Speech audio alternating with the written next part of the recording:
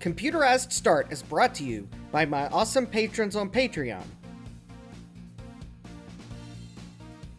and by your tips and memberships on Ko-fi. These and other channel supporters make my live streams possible. You too can become a channel supporter with tiers starting at just $1. And as always, thank you for all your support, including sharing, chatting, liking, and subscribing. Now roll that famous logo animation!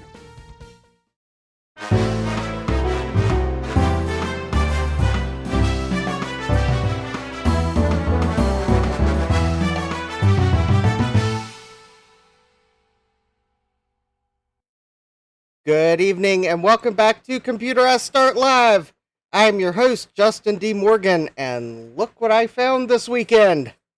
Which I don't think I need tonight, but hey, it's on my workbench, and now I'm going to open this drawer, and I'm going to stick it in the drawer, and it will probably get lost before I need it again. But anyways, one thing that won't be lost is where the chat is in the OBS window. And who do we have in the chat? We have Sloopy Malibu. Hi, Sloopy. We have Scarlet the Four-Eyed Cuda. Greetings. We have Art Morris. Hello, Art. We have Trina's Technobabble. Hi, Trina. We have Francois. Hi, Francois. We have Jack68K. Hi, Jack. Yes, 40 megabyte disk and QDOS 3, neither of which are on the computer as far as I can tell. We have Thomas Armstrong. Hi, Thomas. Thomas says the stream is starting? Yes. Jack says, peer pressure may have contributed to this stream, but we all benefit from it. Yes, let's see here. We also have Garth Beagle. Hi, Garth. And we have Gut Bomb. Hey, Jason. All right. Let's see here. We have the tip jar here. It's on screen. Links in the description. Hi Bianca. Bianca likes my Mario outfit. Yeah, outfit. Yes. All right. Well, I do have the KLH Champion 386 on the bench, but yes, everyone say hi to Bianca in the chat. Yes, I have the KLH Champion 386 on the bench here. It's kind of discombobulated, and I probably have the zoom all wonky because I was working on a Commodore 64 last night to put it back together. If you'd like to buy a Commodore 64 you've seen on the channel, it is currently listed on in my eBay shop. Link would be in the description if I was thinking ahead, but I obviously was not. Let's see here. Selling. Is there a place where I can copy the page? Oh, here we go. Copy link. And we will paste the link. And I will realize that there is a difference between the two enter keys. All right. And of course, speaking of things I am currently selling in my eBay store, I think that is a good segue to something we should go ahead and get out of the way. And without further ado, it is time for... Ladies and gentlemen, it's time for our favorite segment, Wheel of Regrets. Here's your host, Justin D. Morgan. Hey, who comes up with these titles anyway? Yes, and I'm trying to free up some space on the workbench so that I can put our first... Jack says, I regret already. No need to spin the wheel. Yeah, these are... Oh, Gutbomb says... Oh, yeah. Gutbomb says nice shoes. Yeah, I got a pair of shoes on my eBay store even. Yes.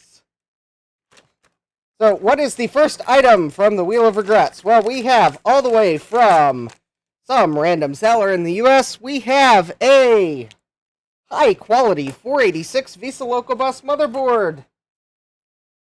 Made by...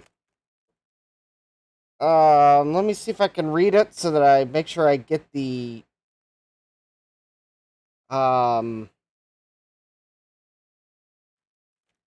hold on. That should be my new famous logo animation, Jack says. Yeah. That does seem like that's the more famous of the logo animations at the moment. Alright, because I have mentally blocked on who made this wonderful motherboard.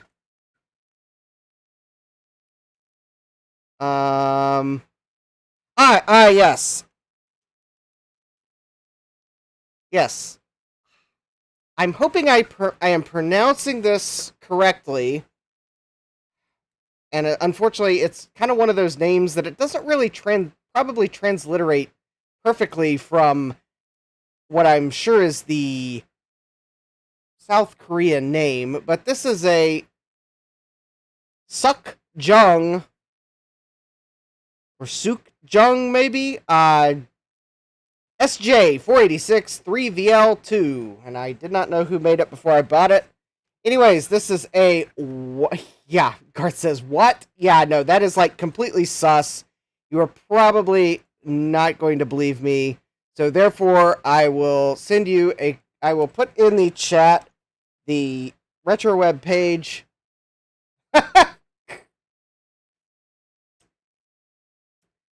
So that you can come up with your own pronunciation. And, oh, there we go. Well, actually, we are not going to be testing this board tonight. This is just simply to introduce the regret, because we'll just say that I've already done some cleaning on the board because I wanted to get the NiCad battery off the board because the battery was still on here, and I knew from the eBay photos we had some corrosion. So we have some quite lovely trace damage here. The power connectors are still corroded. The keyboard connectors corroded. Those pin headers are corroded. I'd be amazed if that crystal still works. We are missing several ferrite beads because they just simply came off the board. And you're probably noticing that the socketed chips here are kind of askew. Well, I pulled the BIOS chip so I could go ahead and dump it and submit it to the RetroWeb, because apparently I actually got to submit a new board submission to them because this board was not in their database. Although I found some hints online that it existed. People were looking for the manuals. Francois says, oh, at first I thought it was the same as mine. Yeah, the BIOS chip was socketed, so and it read out. So, assuming we can fix the damage, it may post. However, the socket for the keyboard controller, as you may see, didn't fare so well in the presence of corrosion. And to add insult to injury, I believe this is one of the keyboard controllers that may actually have extra functionality that some don't. So, hopefully this keyboard controller works. Yeah, that chip on the left is well cooked. But anyways, so coming soon to a repair stream near you. I have not tried to power up this board. The underside of the board looks okay. I mean, some of the solder joints need touched up, and there may be one or two that I need to inspect. Thomas says, I fixed that kind of damage on a 5170 board, only 100 traces. Yeah, this one may actually be rescuable, especially if I can get that socket off cleanly. Because I think while the socket has corrosion, if you'll notice, the chip under it, I think, got missed. So this board may be repairable. But even if it's not, it has 256K of cache on it, I believe. And the cache chips look like they weren't affected at all. And it also had an AMD DX266 processor on it, which I've already removed. And I needed it for some board testing this weekend. And spoiler alert, the processor worked. There was no RAM on the board. So anyways, that was the first eBay purchase I made at the end of July. But wait, there's more. bid near the end of August, and there will be not one, but hold on, I need to remove some. Uh-oh. I've dropped one of the sims somewhere. Oops. Hold please while I see if I can see where I dropped the 4th sim, because there were 4 sims on this board when I got it, and apparently I now have 3, so I must have dropped one on the floor somewhere. Oh, we have the Javier. Hi, Javier, and we have Jim's retro stuff. Hi, Jim. So we have a Pioneer Vantage 386 cache board. And it had 4 megabytes of memory on it. Ignore the VIA keyboard controllers for a moment. I've dropped one of the sims. I pulled them out of the board to test. The memory works. The one nice thing about this board is it does not use an onboard battery. And I did actually try to power this up with this external battery, and, well, we'll get to that in a moment. This board did not come with processors, but it is a 386DX board. It appears as if this may be limited to 33 megahertz, even though the retro web page says 40 megahertz, because I think the Chips and Technologies chipset is limited to 33 megahertz, and it's been scratched off. Anyway, the oscillator is soldered, so... Oh, hey, Jesse! Jesse is in the chat. Oh, we have 17 watching. Oh, don't forget to smash that like button if you're watching. I have cleaned a little bit of something off this chip. I have also dumped the BIOS and submitted it to the RetroWeb, because while they had this board, they did not have a BIOS for it, so now they do. It has wonderful empty RAM for cache. I'm sure that will come back to haunt me later. No corrosion on the board. However, there are 2 problems with this board, because I was silly enough to try to power this thing up without a camera running, and I did not do what John did earlier today, but you all can probably already see that there's a little bit of scorchage. Yeah, one of the tantalum capacitors decided to say hello.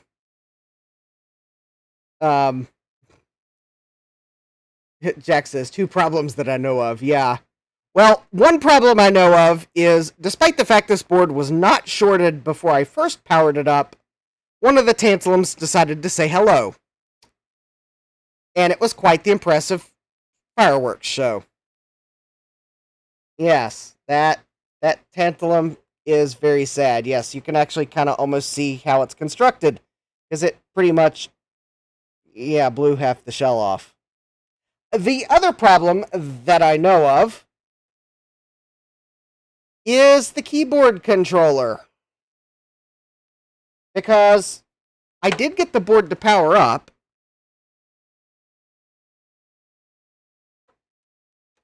and at first it wasn't doing anything. And then I decided to pull the socketed chips off, one type at a time, well, other than the BIOS chip. Well, I pulled it off and dumped it. It looked fine. I pulled the cache out, thinking, well, maybe I've got defective empty RAM, static RAM, and, well, that didn't do anything. I pulled the keyboard controller out, and it actually did start to post. Granted, it stopped several post codes in when it tried to initialize the keyboard controller, but I at least had some life from the board. And that's actually why I had some VIA keyboard controllers, because I tried putting them in, and the board does not post with them in, because, well, I figured something out about it. I even tried a Mr. BIOS, and that didn't really help. Anyways, I figured out, by looking at the different Mr. BIOS versions, this is one of those boards that definitely has a special keyboard controller. The keyboard controller not only does the normal keyboard stuff, and not only does it control the A20 gate, thanks to IBM and using an extra microcontroller output for the A20 gate, it controls turbo on the computer. So you have to have a keyboard controller that supports turbo on the correct pins in order for this motherboard to work. And actually, I believe the most I've gotten out of this board is when I did get it to actually post with a VIA keyboard controller, but it wouldn't start doing the memory test, probably because the keyboard controller is wrong. And I suspect the board was trying to go to high speed and not working and just go in a reboot loop. Well, after letting it go in a reboot loop for a couple times, that's when the tantalum blew. So I do have some capacitors, but tonight's not a stream for repairing this. But I'm already kind of regretting this purchase, despite the fact that it otherwise looks like a board that had no chance of a battery leaking on it because it used an external battery pack only. I mean, there are no onboard battery points. But anyways, yeah. I bought this to replace my PC Chips 386DX board, which last time I tried using it, it took forever to get it finally to post, and that's probably because it's just a absolutely awful board, and there I just lost 2 more of the Sims. Great. But there you have it. Wheel of Regrets. Haven't even gotten either board to post fully, and I'm already regretting them. But anyways, let's get back to this wonderful purchase here. So, this is, as a brief recap for those of you that didn't see the stream on this computer last week,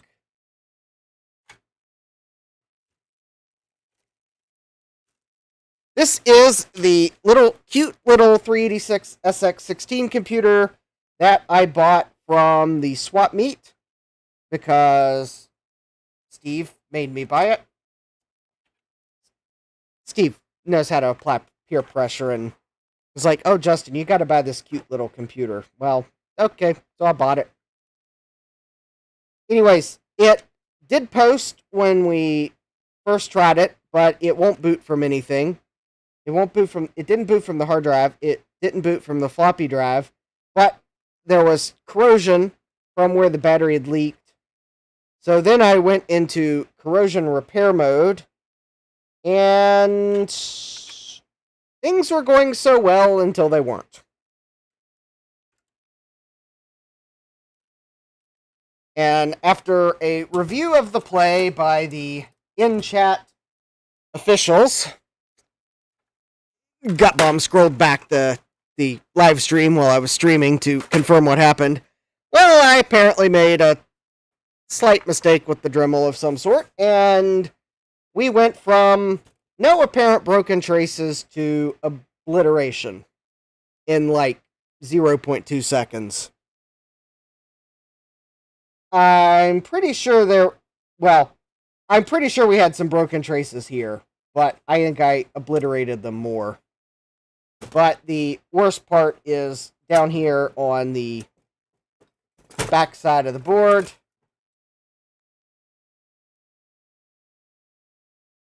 where I believe I counted a dozen broken traces.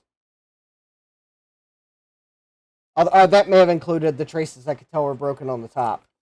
But anyways, we have 1, and I think that trace is actually broken in 2 places.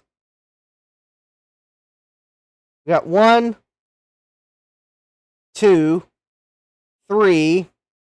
Is there this trace parallel is broken all the way there, so there's 3, and then I think this is another 3, so that's 4, 5, and 6. So I think there's 6 broken traces there. 7, because it's broken there. And then here, we at least have 8, probably 9, 10, and I don't know if this part goes to here or something else, 11. So my estimate of 12 is probably correct. So we have about 12 broken traces.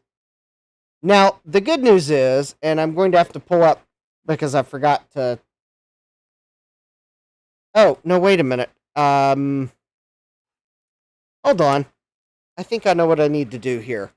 So we may have to wait a moment for OneDrive to synchronize. But let me open up the OneDrive app on my phone, and that should cause it to synchronize pictures from my phone. Because the thing is, I submitted this board to the RetroWeb because we found it last week, and it was an unknown 386 board, and I made my argument to them that, like, alright, the only difference I found between the Microhouse documentation that you had for this unknown board, but that didn't say what the board was, and that I found on this board is these three jumpers here. Because the Microhouse documentation said that these were like JP 101, 102, 103, and in reality they're 302, 305, 303, but this resistor pack is marked 301. Or, actually, no, I think the Microhouse said it was 300, 301, 302, but here's resistor pack 300, this is a resistor pack 301, and then we have jumper 302. So I think Microhouse just read the wrong component numbers on their documentation. So, anyways, they agreed, and now if you go to that page for that board, you will see that the board is now known as the KLH 386 Champion, or otherwise, we also have a second identity, because if you look in the BIOS image, it says that the BIOS, there's a manufacturer name in the BIOS of Unitron, which is an OEM. And it's also got so we've got an alias of Unitron U2221V5. So Unitron may have actually made this motherboard for KLH, or Premier Innovations, I think's the other name on the case. Or could even be more like circular than that, that Unitron may have made it for Premier Innovations, which made it for KLH. I mean, sometimes the webs run deep. Anyways, I have submitted the BIOS for this board because it looked like it was intact, because I was able to read it. It took a couple tries.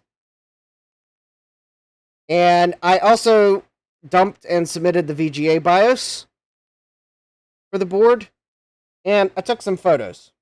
Luckily, I took photos before I did the Dremel work, so the photos don't have the Dremel accident in them, which also means that I don't necessarily have to go panning back through the live stream for photos of what the board looked like. I think all I need to do is go look at my photos I took.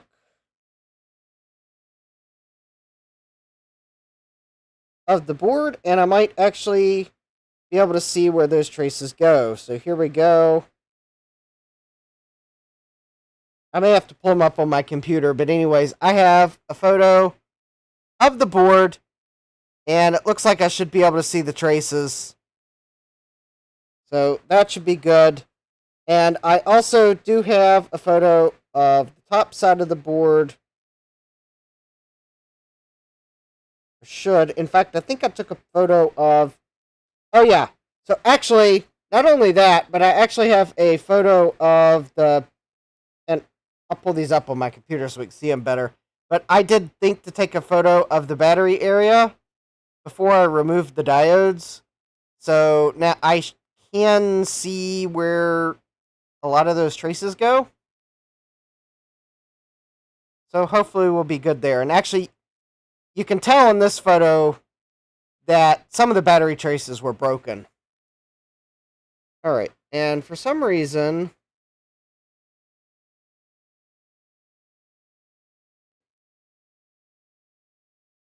the chat is just unusually quiet. Hold on.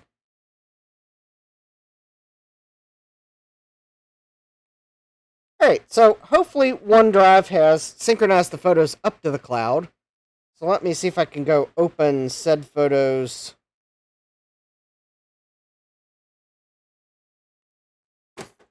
on my computer. Sometimes the chat's quiet, but thanks, Trina, for effectively confirming the chat is actually functional, because sometimes YouTube chat is, like, not functional. And the reason why nothing is appearing in the chat is because it's YouTube. But at least it's not YouTube. Jesse says, I'm awake. Yes. Excellent. Alright, so the photos I took are now on the computer that I am streaming from, and I think we should be good to start repairing. So I think the tact I'm going to take is I am first going to go ahead and tin the traces that are still here. Oh, Sadmax. Oh, hey, Sadmac. You're here just trying to cool off because I went for a walk earlier. Yeah, that's for sure.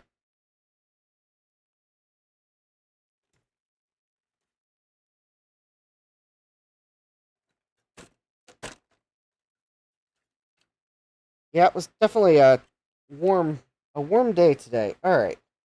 So, let's first desmudge the glasses. And I'll turn on the soldering iron. So I'm going to tin the traces, and hopefully that will both give me something to actually tack wires to, as well as maybe help me see a little more clearly places where I don't have all the solder mask up. Trina says it is only 20 degrees Celsius here and a low overnight of 14 degrees Celsius. And that means I think I can tell without converting the number that it's cooler there. 68 degrees in where you are today. Wow, that's cool. It was more like 93 here today, which is 34 degrees Celsius. Hey, Jeremy, welcome. All right. So let's go ahead and get these traces tinned. Jeremy says it was 98 degrees Fahrenheit there today. Well, better 98 degrees Fahrenheit there than 98 degrees Celsius there.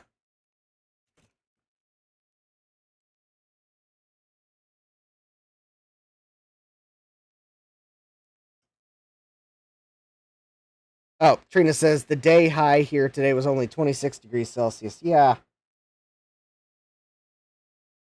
Definitely sounds like a pleasant day. All right. I'm going to attempt to tin what is left of these traces here. Which means I'm going to apply copious amounts of flux.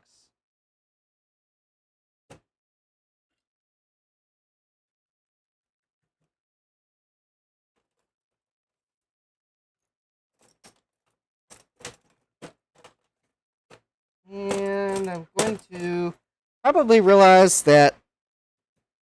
Oh, there we go. I was looking for the piece of solder that I was almost sure is...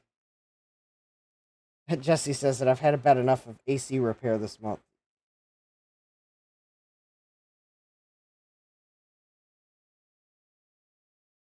Alright.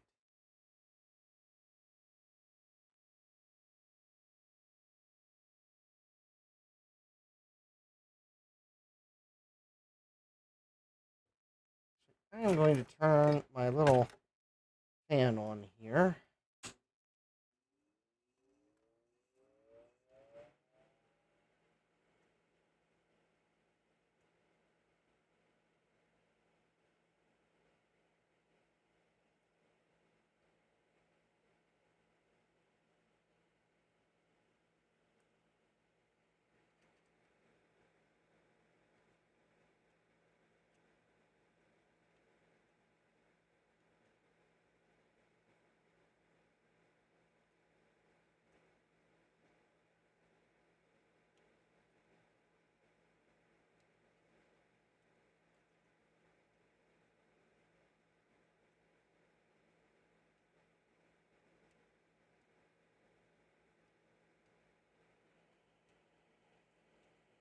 All right.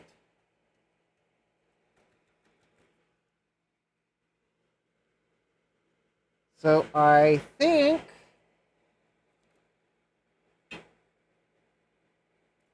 that tells me a lot of what I needed to know. I think we have a break on this trace on the bottom now, which I guess doesn't surprise me. And then I think the next trace up is okay. And then I think the next one has... Oh, maybe the next two are okay, and then I think we're to broken traces again.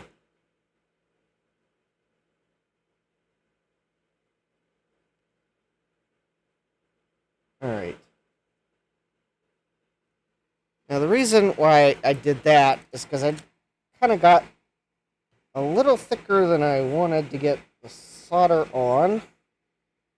So I'm now going to attempt to kind of even that out a little bit. So I added more flux.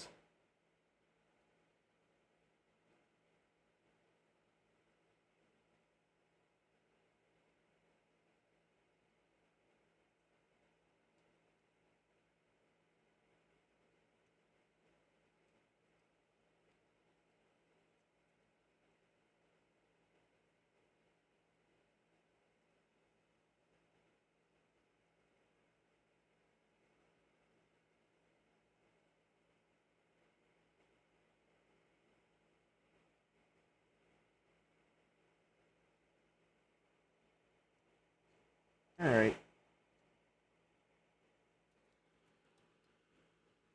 I think that looks good. I'm not going to press my luck anymore. Alright. So I think... Oh, actually, I see...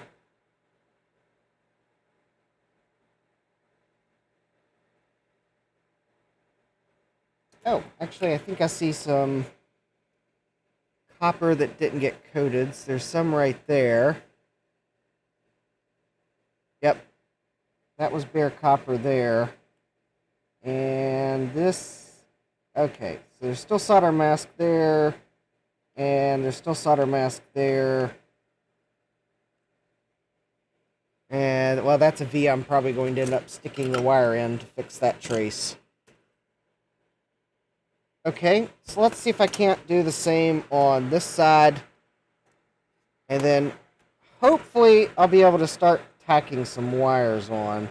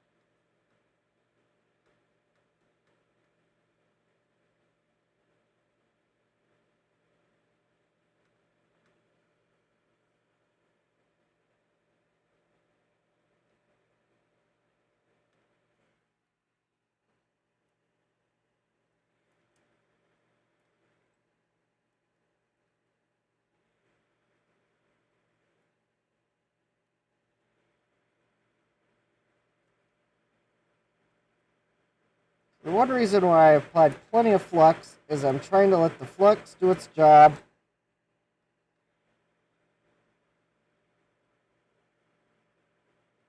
And I want to coat the wires, but let the flux keep the solder bridges to a minimum.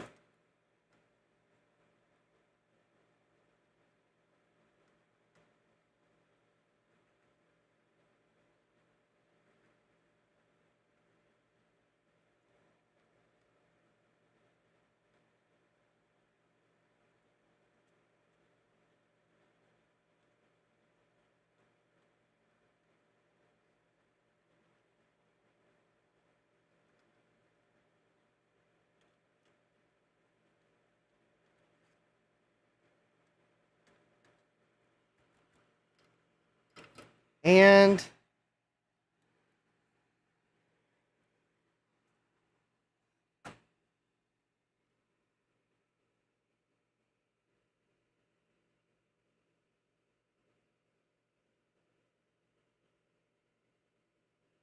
yeah, okay. I think other than, oh, I think there is one spot.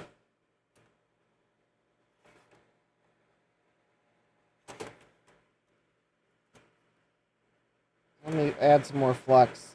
And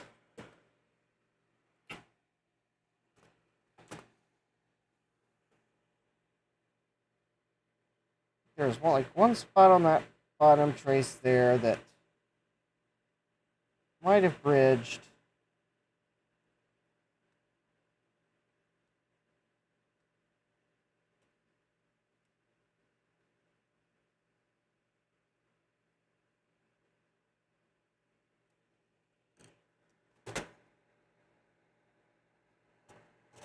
And it may be because there we go. I think it looks like I got it. I'll check those with a multimeter. Hey, it's John, the big bad biologist. Hi, John. I wasn't able to watch your stream live, but I did watch the replay. And this weekend well, first of all, trying to lose all these sims, but this weekend I didn't put the power in backwards, but I still felt your misery. That tantalum capacitor decided that it no longer wanted to be a capacitor. I wish I was recording. It put quite the fireworks show on. Yeah, that was spicy. Oh, and the thing is, I checked the board for shorts and everything. There were no shorts on the board when I started, but apparently it decided to fail while it was powered on.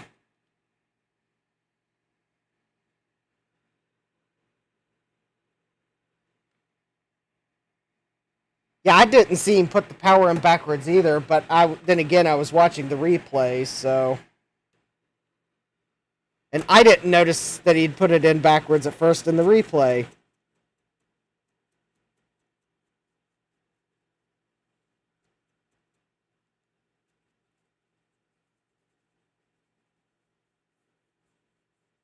Kind of surprised me, because the first tantalum goes, and you're like, okay, well, the board's worked it out of its system, and then... yeah.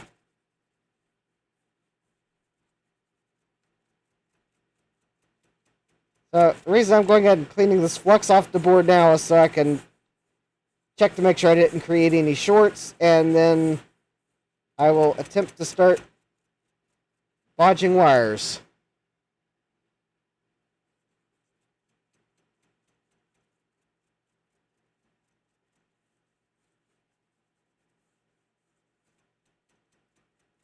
I believe I've got 12 total.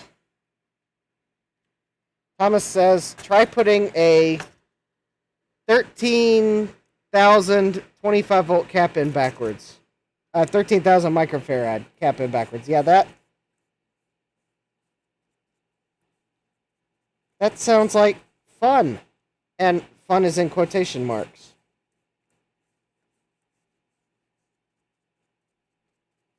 Almost as fun, probably, as putting in a 1 farad car stereo capacitor in backwards.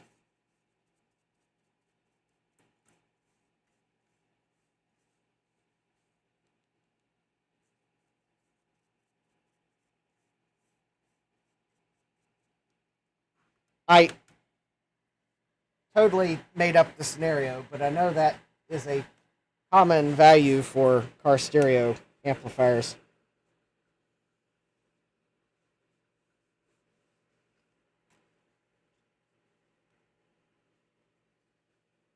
Yes, John says, but bad stuff happens, and I didn't fry the rare CPU. Yes.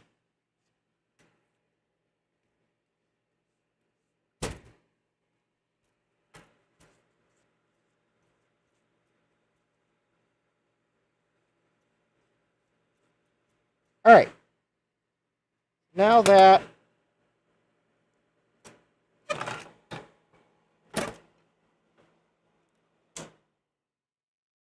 oh, Thomas says I did get the 100K microfarad cap in right. Good, because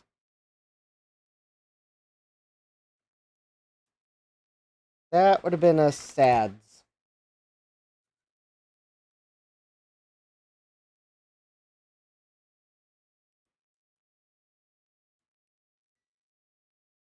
Okay, so let's check the traces here. I just want to make sure I didn't short any. All right, so it looks like we have 2 traces here on the very bottom. Or no, that's 1 trace. All right.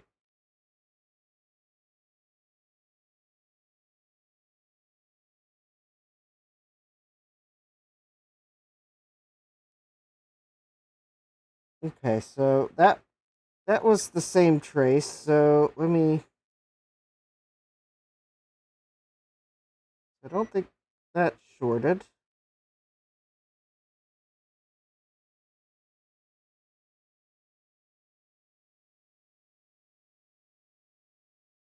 Okay, so I don't think I shorted those.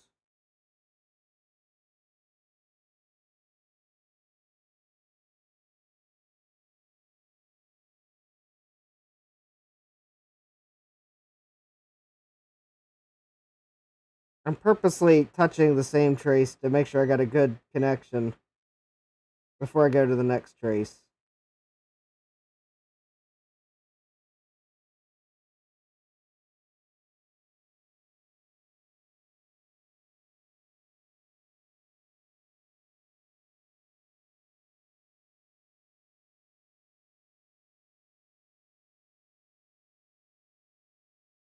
Okay, so that doesn't look like I shorted anything down here.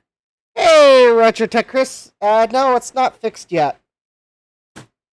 I just tinned the traces, so still have like 12 broken traces.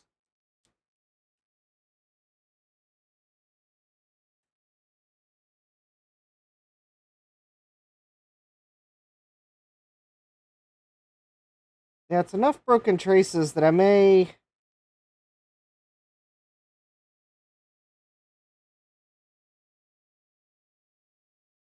have some trouble repairing it. Okay, so I think the bottom trace I think was okay.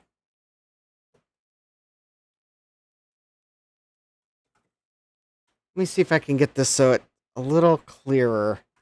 So I think the bottom trace is okay. Somehow didn't manage to do anything to it. So let's see here.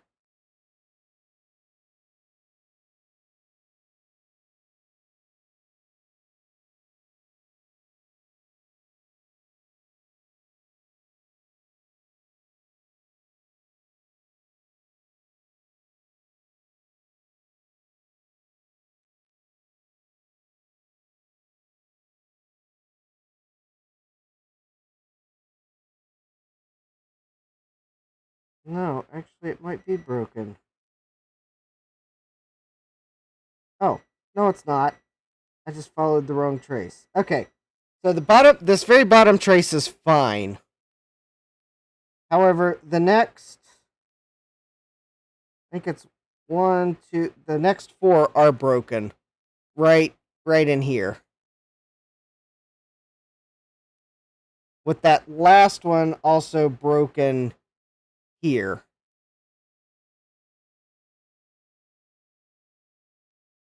And then I've got this trace here that was here. And then I think the next one here, was it broken? Actually, I think it's broken right there.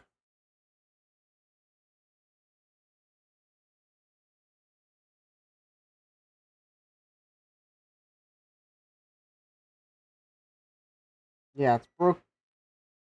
It is broken right there, but I think it might also be broken right there.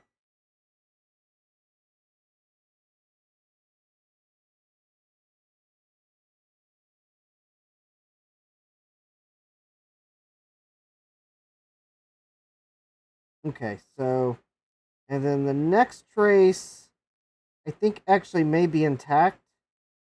We got two broken, and then I think actually two intact. And then this one's broken here. Hey, Will, welcome. So, that's a total of 1, 2, 3, 4, 5, 6, 7 traces. It might as well be 8 traces because this is kind of a separate break than this one here. If I knew what these signals did, I'd be more willing to just jump the vias if I could find a via point.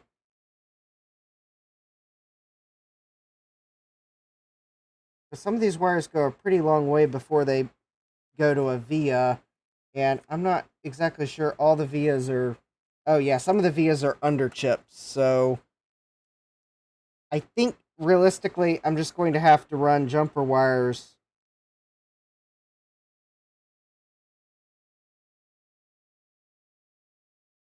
locally to fix these.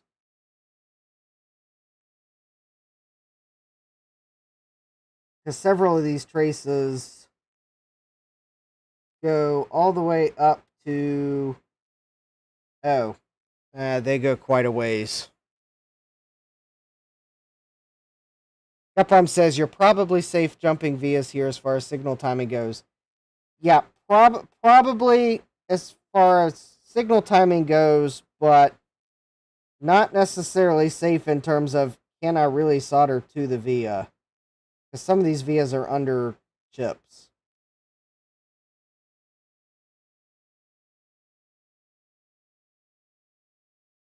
Or they go so far, I practically am not going to be able to trace it. Oh, but wait, there's more, Chris. You haven't seen the other side of the board. There's like 5 traces here.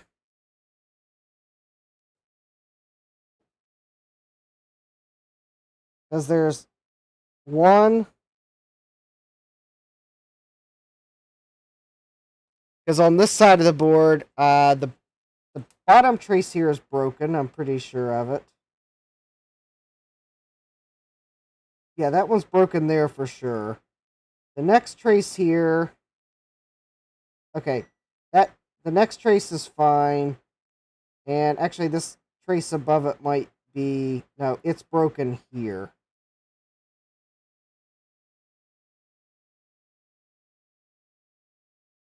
Yeah. No, wait, that was the same trace. No. That trace there. Okay, so this middle trace is broken, but these bottom 2 are fine. So there's 1. Or no, the bottom trace is broken. Oh, and I think I may have to get the Dremel out, because I think this trace might actually be broken right there. Let me see if I can get my probe in under the solder mask. Oh, I actually did manage to stab the solder mask. Okay, so that second trace is fine. The third trace is also fine. It looks a bit rough.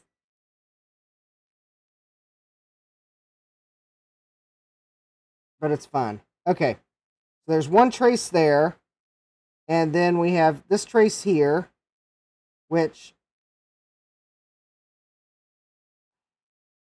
unfortunately, I think this trace was partially eaten by the battery, so we're going to have fun potentially repairing that one. And then we have another trace here, which I think that's its via. And I want to say this trace goes here. So maybe that one's going to be fine. Well, I'll take a look at the photo. No, it's not an 840 AV. No, Chris, this isn't from Steve. But Steve said I should buy it, so Steve is involved. Whether he wants to admit it or not.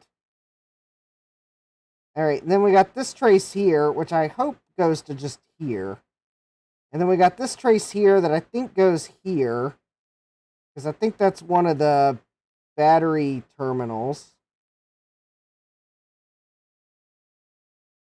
This trace here, I think may be fine. I think it curved here anyways. Well, I'll look at the photo. Then we got what I believe is a via here that I think may have gone here. Hopefully the photo shows. And I think this big trace may have actually connected these three. So we'll have to look at the photos. Yeah, Steve applied his peer pressure. He said I should get it. Alright, so let's see here. Let me tell OneDrive to always keep these photos on my device so that I can actually show them in high resolution for you. There we go.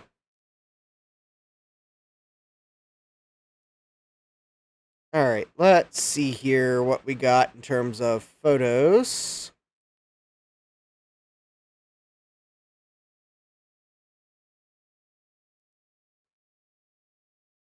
Alright, so let's see, that's...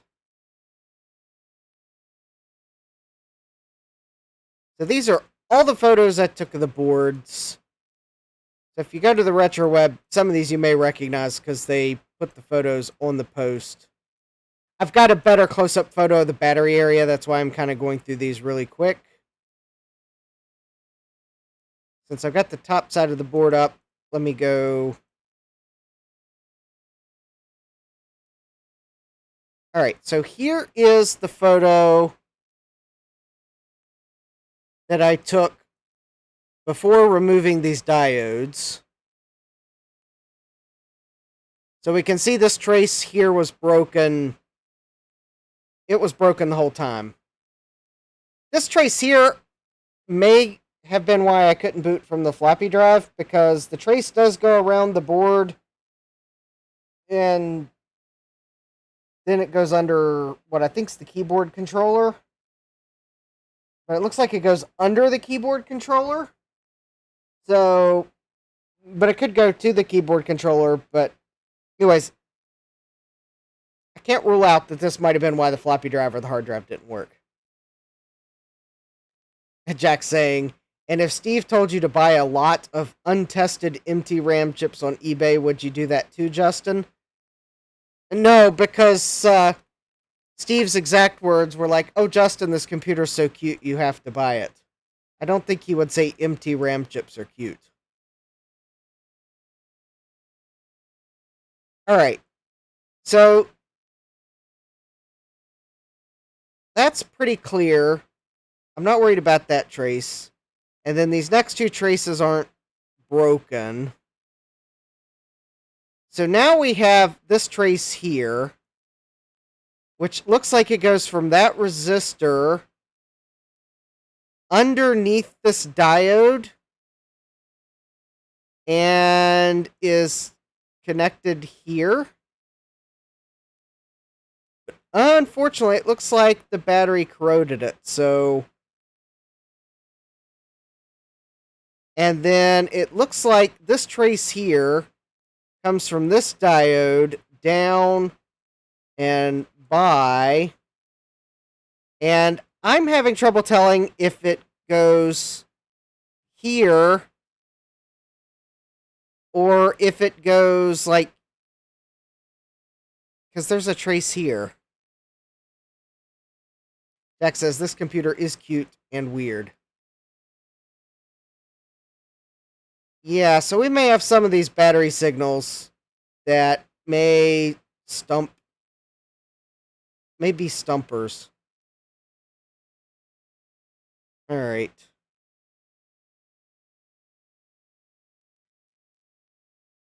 And then for the bottom side of the board, I wish I'd thought of taking some better photos.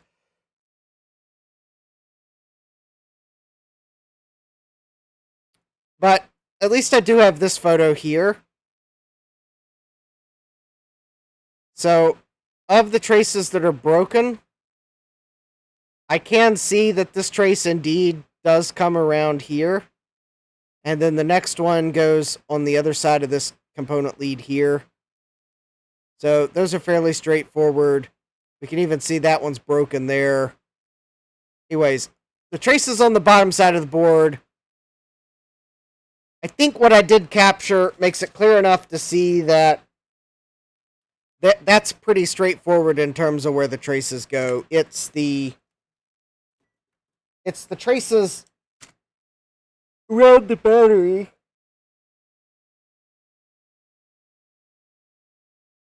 And I may have to take some guesses based on battery circuits on other motherboards. That's quite honestly possible. Because I can't quite see... Because it looks like this trace might go here.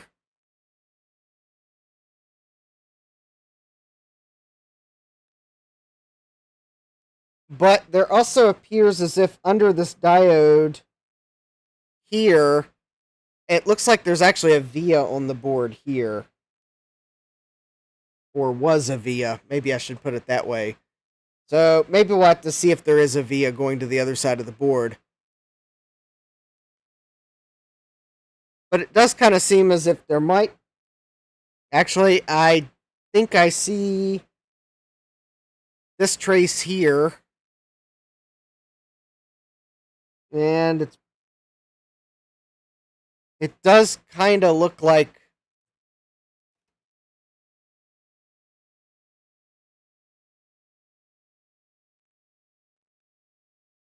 So, here's the via what looks like a via that was underneath that diode. Although, I don't see a hole there. So maybe that wasn't a via. Because there's the diode went from here to... Oh, great. I don't see the through hole for...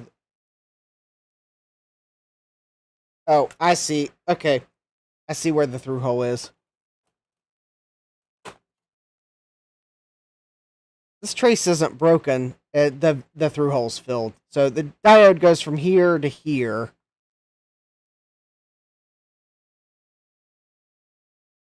So here's this trace here. That kind of hard to tell where it went.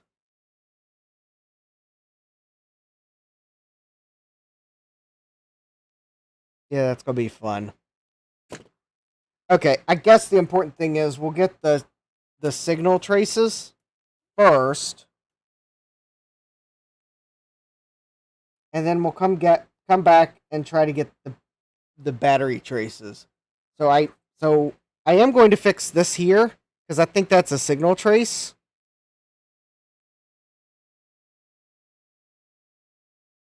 I'm thinking this might have something to do with the battery, so I'm not going to worry about that at first. This trace here may be battery. That battery, so I'm going to worry about these less at first. And in fact, I may even leave some of that broken if there's enough connectivity for the external battery to work. Because somewhere on this board, there is an external battery header.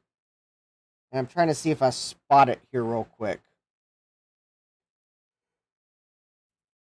So, let's see. That's the reset button. It might be those two terminals there. Oh, hey, Stan. Sorcerer Stan is here. And we have Joe's Computer Museum. Joe says, late. Oh, wait, that's me. We were out getting frozen custard. Ooh, yummy. And, oh, actually, the battery, there it is. There's the battery header. Conveniently located, like, all the way over here near the video memory. That's the battery terminal right there. I recognize it by the clipped pin. So, if there is enough connectivity from those pins to whatever chip on this board actually has the real-time clock in it, which is that chip there. So we'll have to look up the datasheet for this chip. If I can still connect the battery,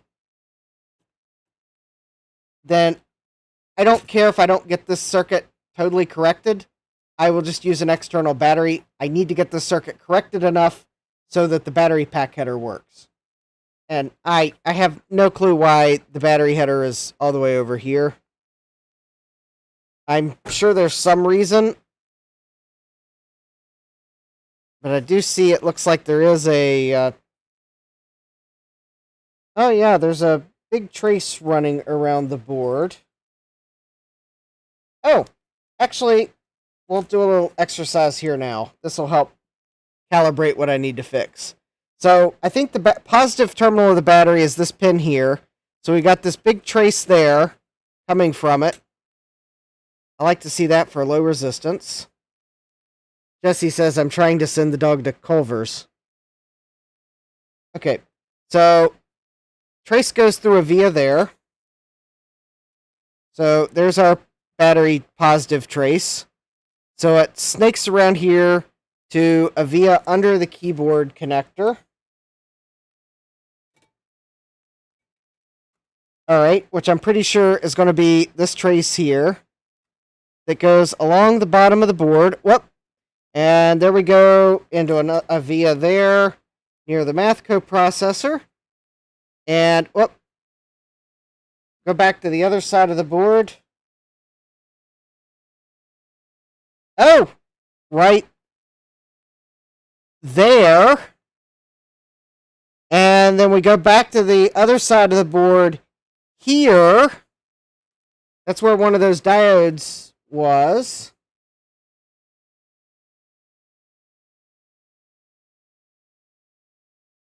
Uh-oh.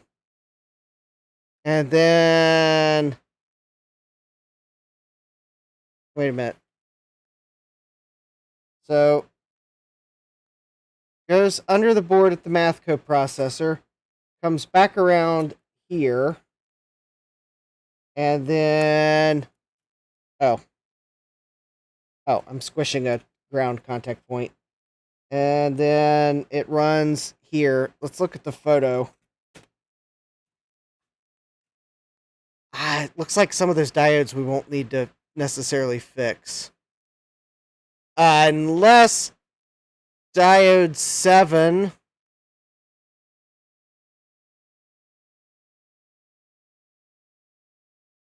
was diode 7 may have been preventing the battery pack from charging the external battery. Okay, so from here we go to diode 7, and I think this power goes through the diode if I'm looking at the what I think might be the stripe. Ugh. Is there a big power trace under the board? No.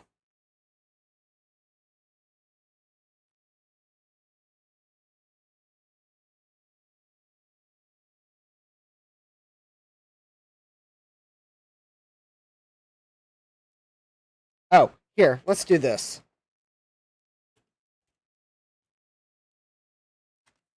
Multimeter time. We'll get a Bodge wire here momentarily. Okay, so positive battery terminal, I believe, is here. I'm gonna check. Okay, so I identified that via correctly.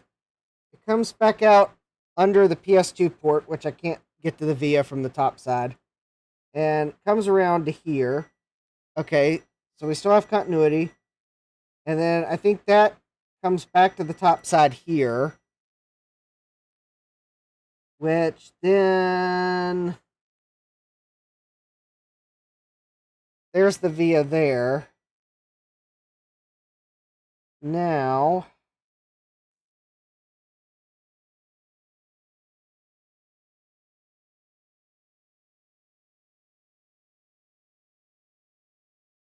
I'm pretty sure that's the positive terminal of the battery.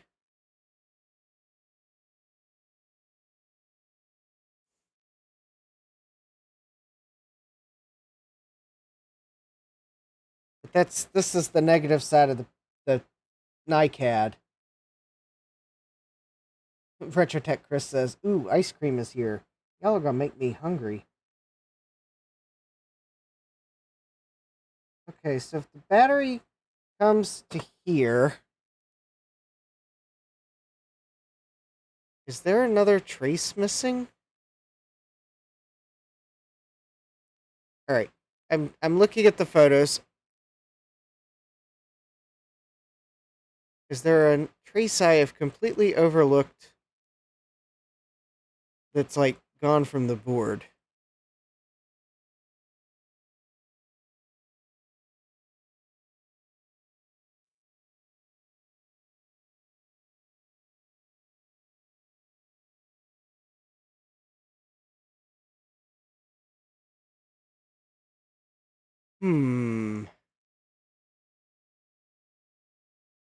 That is weird. All right, let me look at the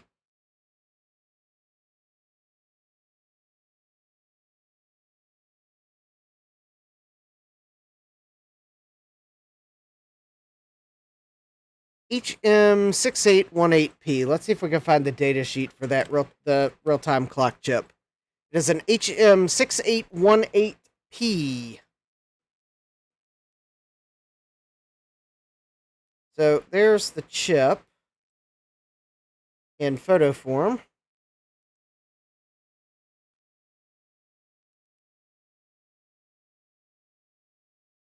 And I'm trying to look to see if I see where the battery might go into the chip to follow the traces back the other way. If anyone happens to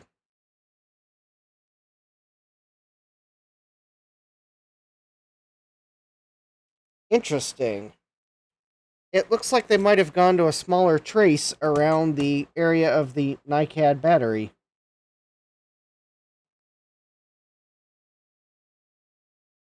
I kind of assumed they might have kept a large trace for low resistance the entire way around the board, but it does appear as if they went to a smaller trace around the area of the battery.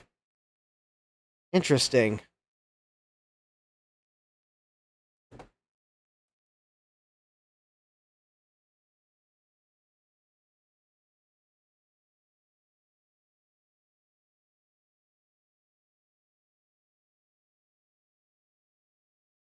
Wow. Jeremy says that chip screams DS12887 equivalent.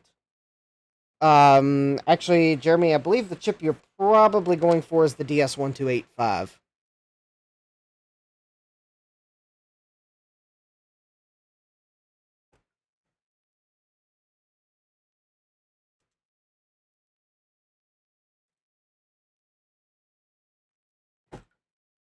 in early 90s, they wouldn't have had the 885 yet, because I think that was for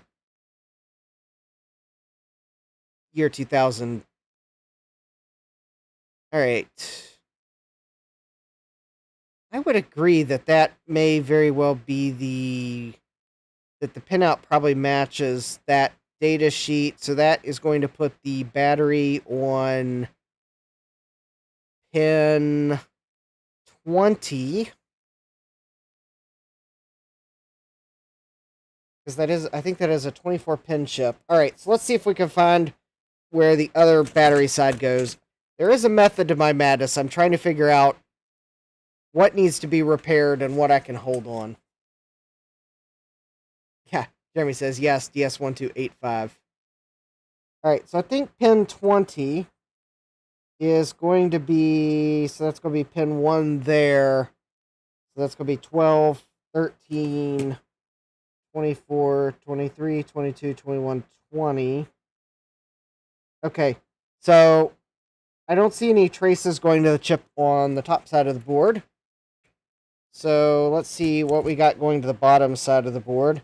That's going to put pin 24 here, because the notch on the chip is here, and that would make this pin 1 counted around. So pin 24.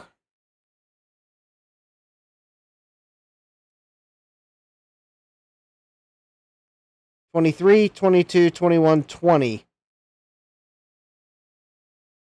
Ooh. So pin 20 and pin 24 are connected to the same trace. That is very interesting.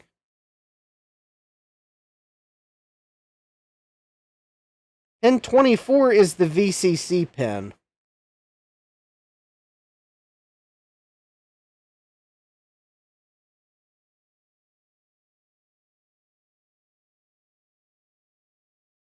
Okay, that's very odd that the VCC pin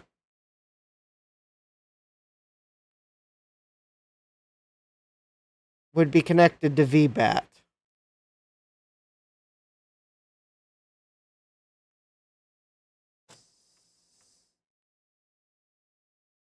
Unless one of those diodes is keeping the battery from supplying power when the system's on. Let me pull up this. Let me see if this chip has its own data sheet. HM6818P data sheet. I could also see them like doing something slightly different with the pins to keep you from just simply putting a Dallas chip in its place. No, they wouldn't do that now, would they?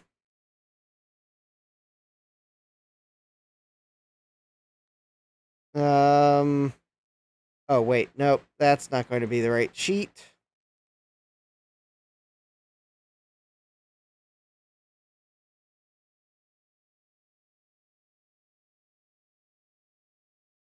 Is that a Hitachi chip? No, that can't be a Hitachi chip. They didn't put their brand on it.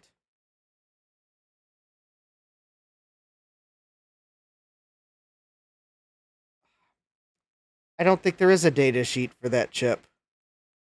Oh, here we go. The page on the retro web.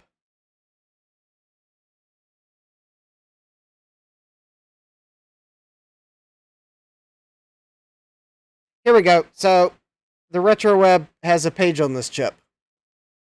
Let's see what it says. All right.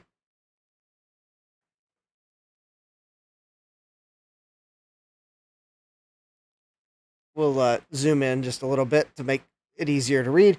All right, so this is the 6818, also known as the VLSI VL82C018, the Motorola MC416818. Wait a minute. That number looks familiar. MC146818. Oh, that. Okay, so Yep, this Motorola chip here is the one that the Dallas chip has pin configuration that the datasheet says closely matches. Probably for all intents and purposes a drop-in replacement. It might require some change to your board design to accommodate it, but alright. So it looks like this is a 6.8 this is probably more accurately a clone of the Motorola chip, not a clone of the Dallas chip. Because if you look at the part number, 6818, 6818, I suspect these are all Motorola 6818 clones. So for all intents and purposes, I can probably use the Dallas 1285 datasheet as long as I remember these differences, that pins 1 and 16 are unused. Because I believe the one on my board is... Oh, wait, it's a P variant. Okay. Oh. Okay. Yeah, bet pin 1 and 16 are not connected. So that's going to mean that there will be no switch for Motorola mode. And pin 16 is a ground.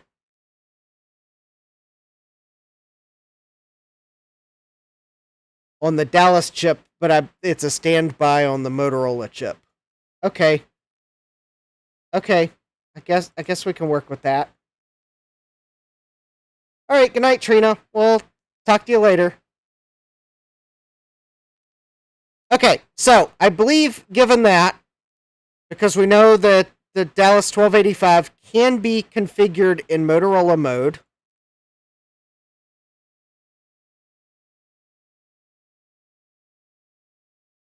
you know, I just had this idea for testing this board. Alright, so I think I should focus on these traces plus the one that's obviously broken on the bottom edge of the board on the top. Because I can't tell what that trace goes to, short of tracing it out.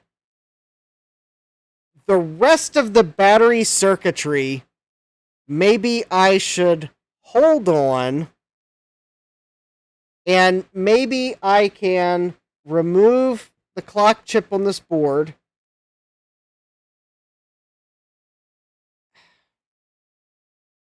and then very carefully take a Dallas module, lift pin 1 and 16, and tack a Bodge wire between pin 1 and the proper of pull up or pull down. I'll have to look at the data sheet to see which one is Motorola mode. And maybe that will at least get me far enough to be able to get a working real-time clock with a battery on the Dallas module. Then I won't have to mess with the battery circuitry immediately, but I might be able to actually test the board with something, because some boards don't like it when you don't have a real-time clock, or they don't have NVRAM. So it looks like for Motorola mode,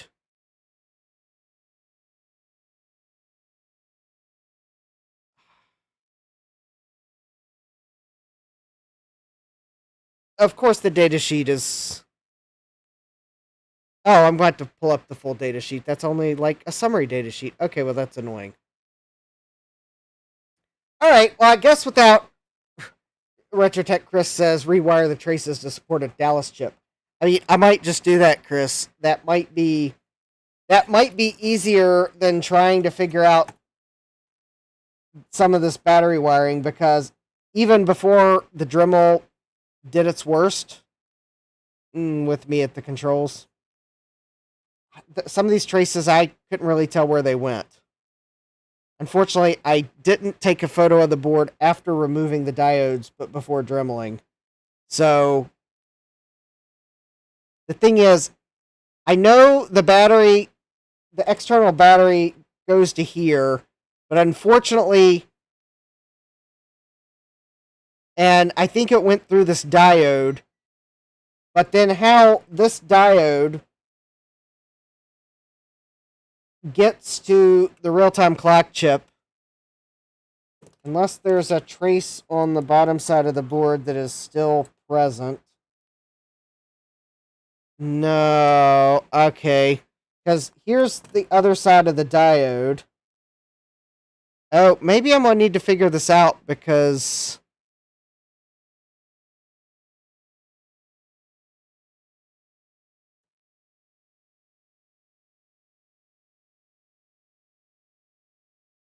that diode went to something. So, is this via, which currently has solder in it because I tinned the board, is that connected to... No, that can't be connected to ground. Is that connected to... No, okay. So there is a missing connection here somewhere, either on this side of the board or probably, quite possibly, this side of the board.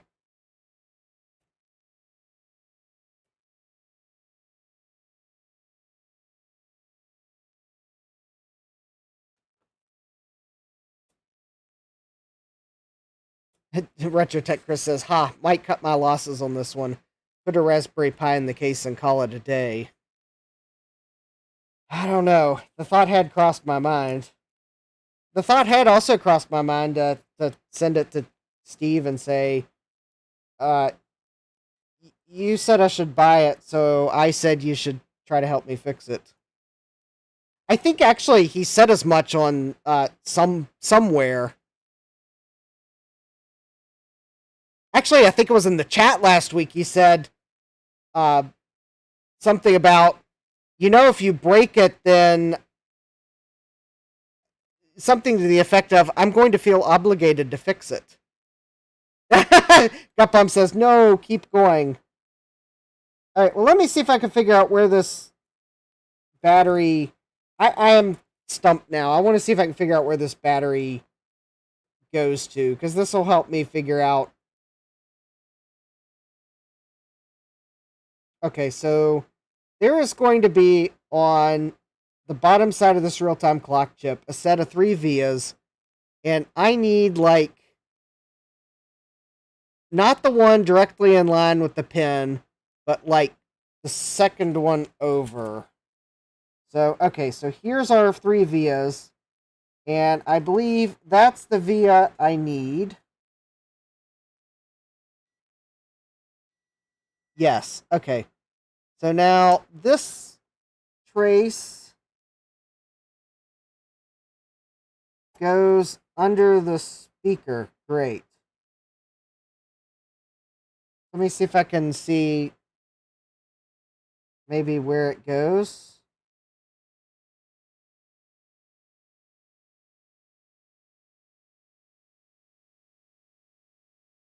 I have a feeling it's probably going to VCC on the keyboard controller.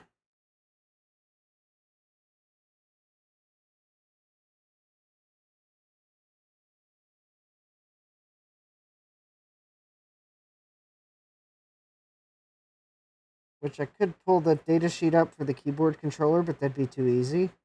Instead, I'll just...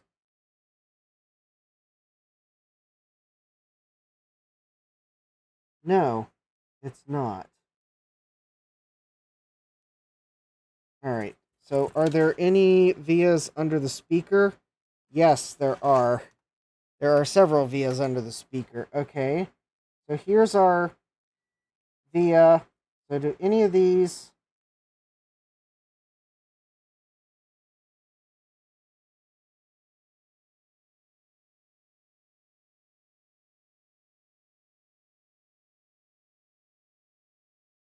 No.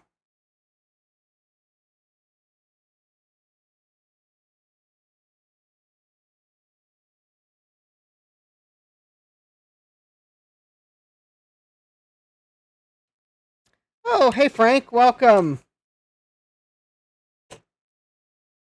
yeah, I hope you all are okay with me just trying to at least figure out what this board's doing before I start bodging wires, because I'm trying to make an informed repair.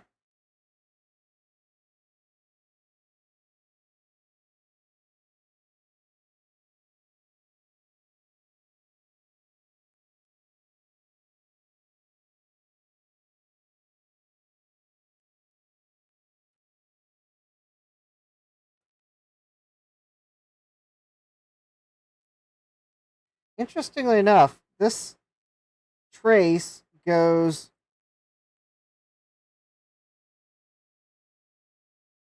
under the speaker and then, like,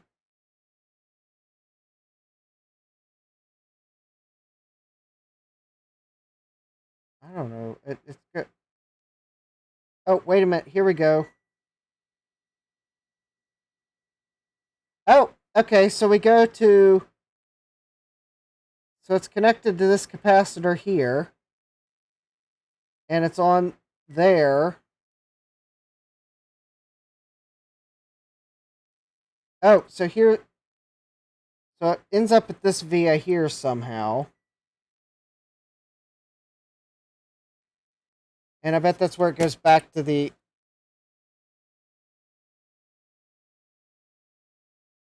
Okay, so here we go. So I got the via where I think the power comes back down. It's this one here. And up. And then it goes back to the other side of the board.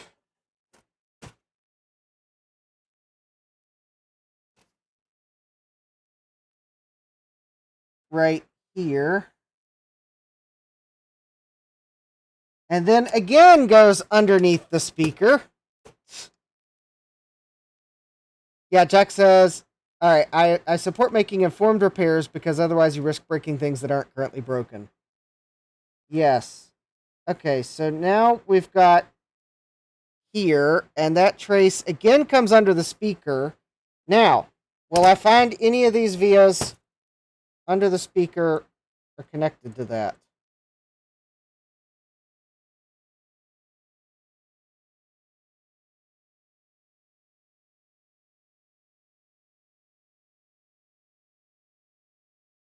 No. Okay, so that trace is probably, whoops.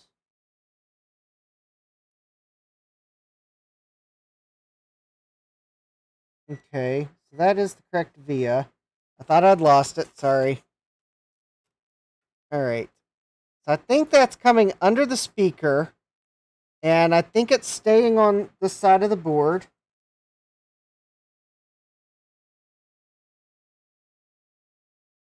And I'm kind of wondering if it's one of these two traces here that one's there.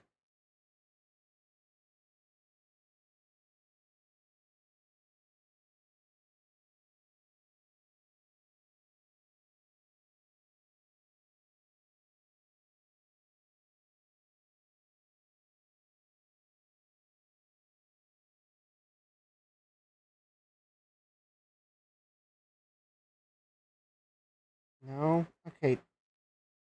Now, do any of those maybe go to the keyboard controller? No, because if it did, I would have found it earlier. So that... No, it's not going to the reset. Oh, I bet it goes under the keyboard controller. Because there's like a trace that comes underneath the resistor pack and goes under the keyboard controller. It's not that one.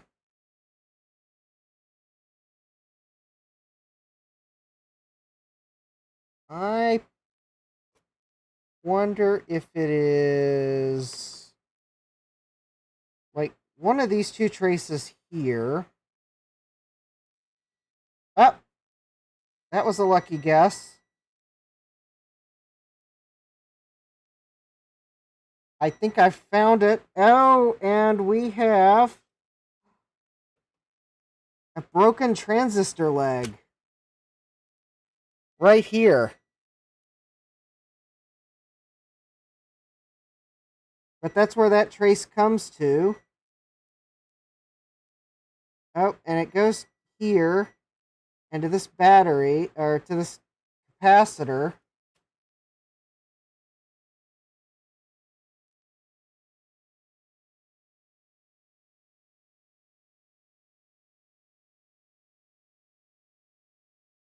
So anyways, okay, so here's the positive battery. So the battery pack. So this is a for the positive, but I think it's battery pack positive. I think this positive here was to charge the battery pack.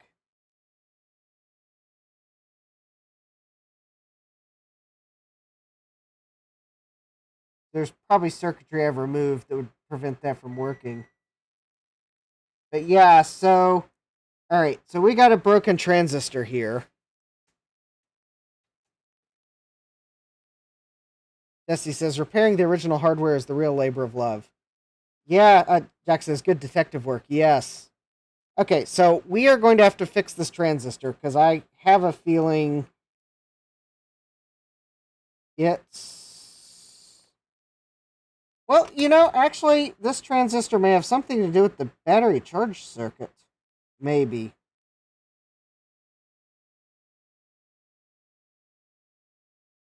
Okay, but somewhere...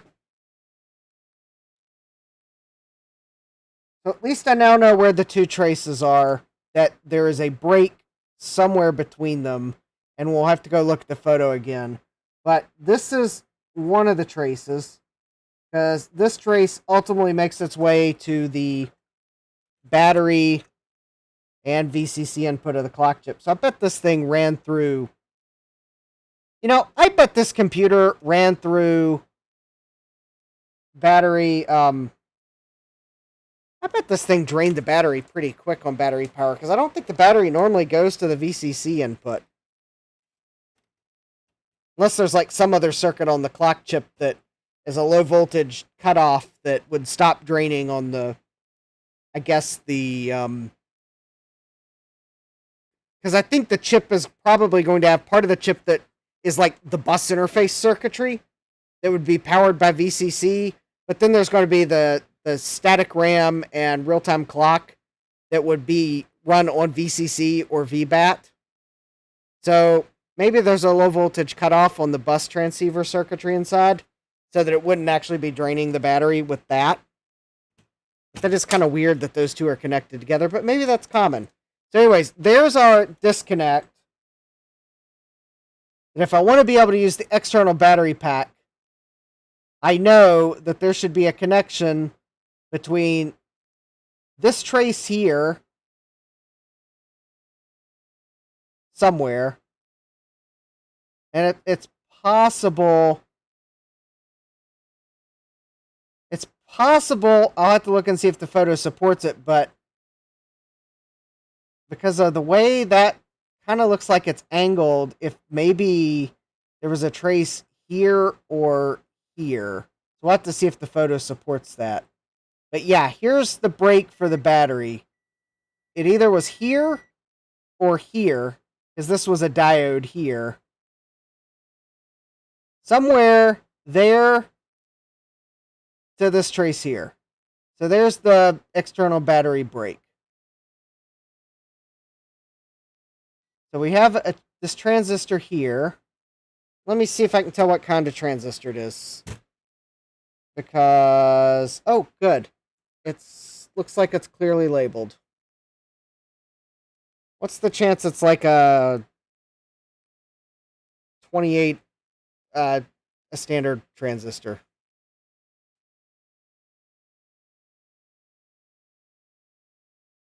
Oh, excellent. It's a 3906. Anyways, there's our broken transistor.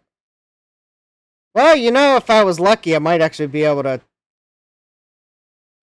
I mean, I could possibly temporarily... Sorry for shaky cam, but camera doesn't want to stay in the right spot. There we go. Yeah, kind of looks like that might have been accidentally broken because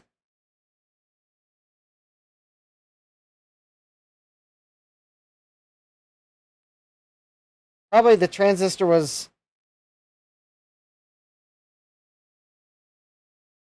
I don't know. That's kind of weird. Yeah, the twisted transistor. It's the 3906.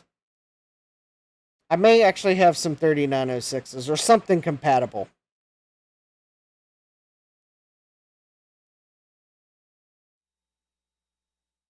Okay. So we got a transistor that we'll have to fix and missing wires. Now let's take one last look at the photo of the battery circuit. If I can find it.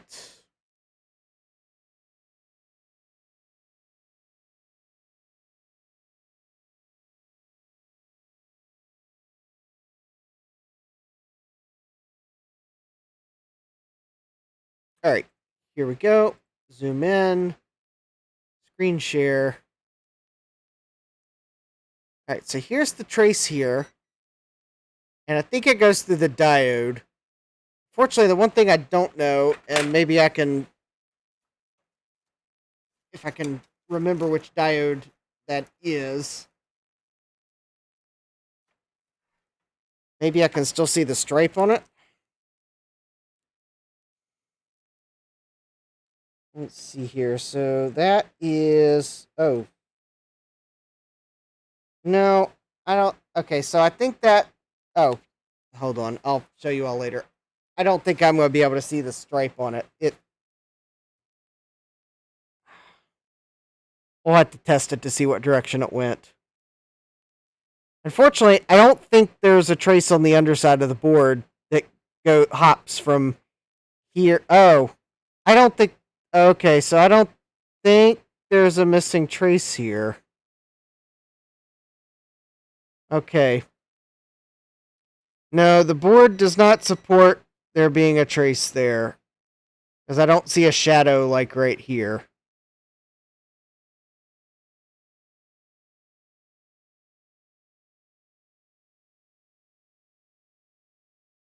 Okay, but at least I can confirm this transistor was broken before I started removing components. So I probably did not break it. However, you know, maybe that's the connection I'm looking for. Maybe this transistor controls the battery? I don't know.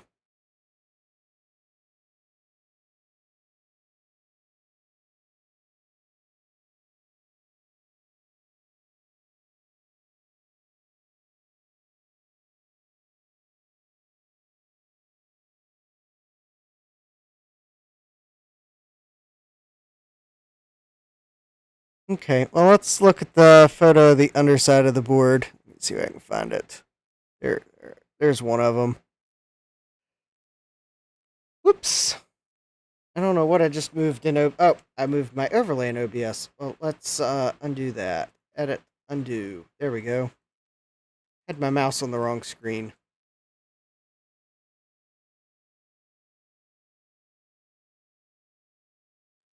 So here's the other side of that diode, and yeah.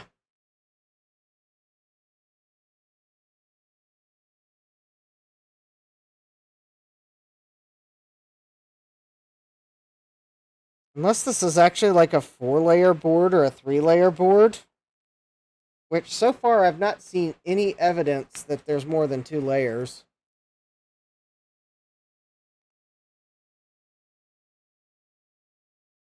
Well, actually, you know, maybe there is a...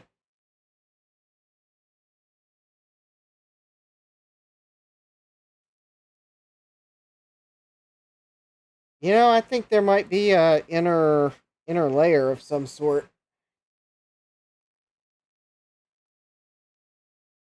But I can't tell if it's what kind of layer it is, or if that's just the...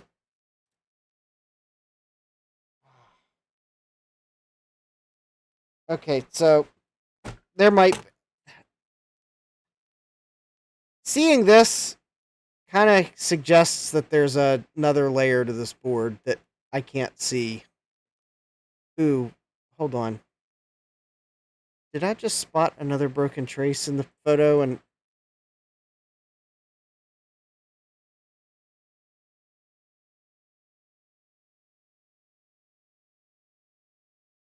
that I need to look at? No. Okay. So, I don't know where... Francois says, not sure these traces look too large for a simple battery-backed clock supply. Well, I mean, they could have used a large trace to minimize resistance, because they are going an awful long way to get to the clock chip. So it's possible they used a large trace to lower the resistance so that it didn't drain the battery as fast.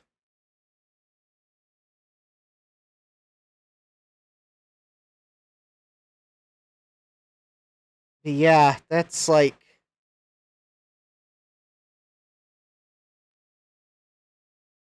Oh, wait. This was what I saw. Okay. That was what I saw on the photo that looked like it could be...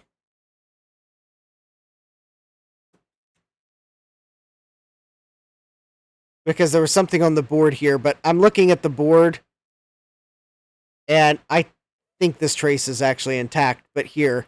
So let me check this trace. There's the via I can measure against, and I can come, and then the top side of the board's exposed. Or the solder mask is exposed there. Alright, let's double check that. And then I guess I should probably start repairing some of these traces so that I can actually maybe see if I can get the board to post. Because step one, can I get the board to post again? Okay, so it's still connected there. And around to there.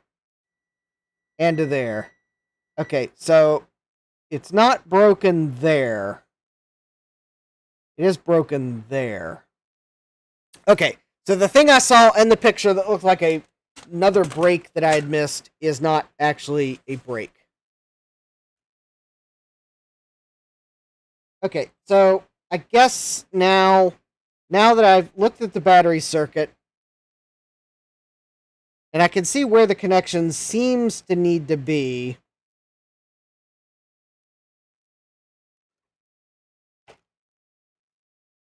Although, I'm still kind of stumped as to some of where it would have gone. I guess let's first... Oh, okay.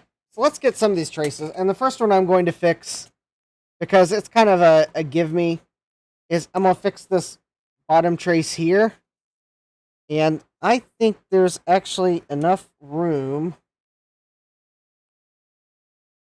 that I'm going to take this little... Oh. Well, if anyone was wondering when I was going to spill isopropyl alcohol on the workbench, I just... So, there we go. It has been 0 days since Justin spilled isopropyl alcohol on the workbench. Alright, so I got this little piece of wire clipping, because this trace here looks just a little bigger than the rest. So I'm going to try to apply a little solder to it.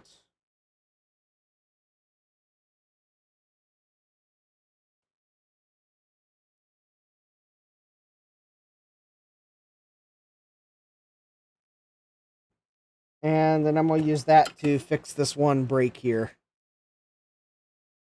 Francois says that pad is the diode's cathode. Chris says I didn't have spill isopropyl alcohol on tonight's bingo card. Shoot.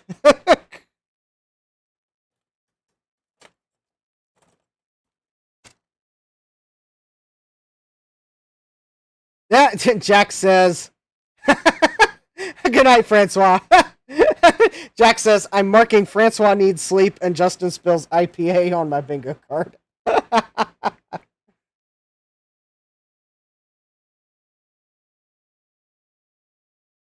Alright, let's see if I can't get like an instant win here.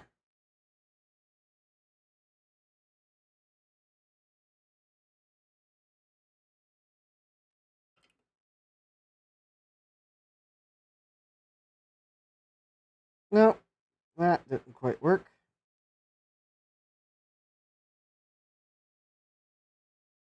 Well, I may not be able to get that to stick. Oh, maybe I should... Oh, hold on. Let's add flux and...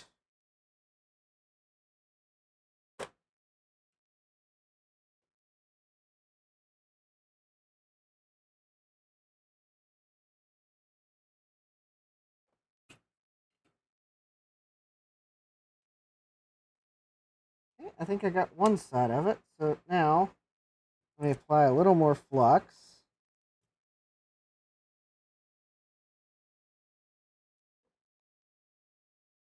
The other reason I'm using this component lead is I thought I would have a better shot at like soldering it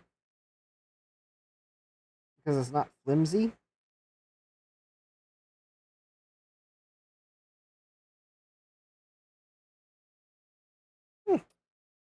I think that might...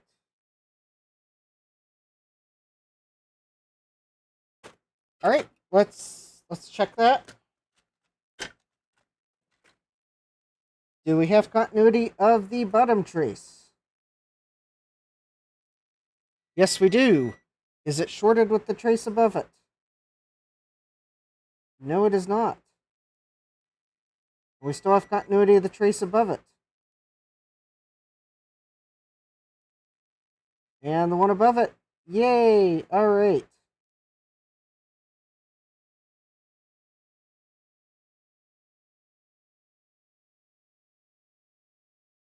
That's the cathode. That'd mean that's the anode.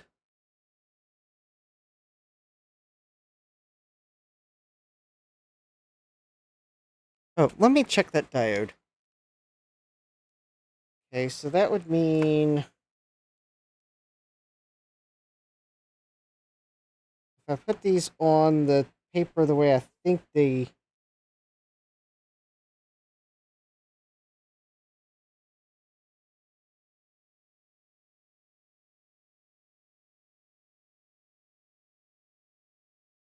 Oh. Go to diode mode here real quick.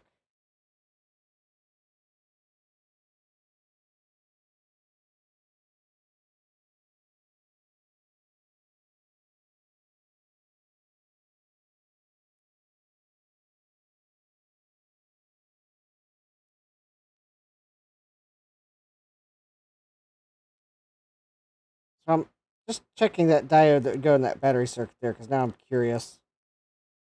Okay, so it's got like a 0.33 volt drop on it. Let me go back to my photo here real quick. See if I can see... Oh, okay, there's the... Okay, so I put these on my paper.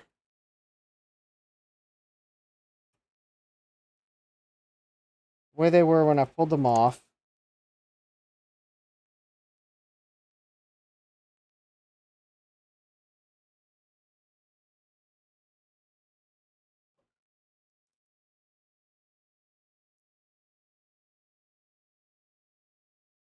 Which means... I don't know. Oh, hi, Steve. I have fixed one trace.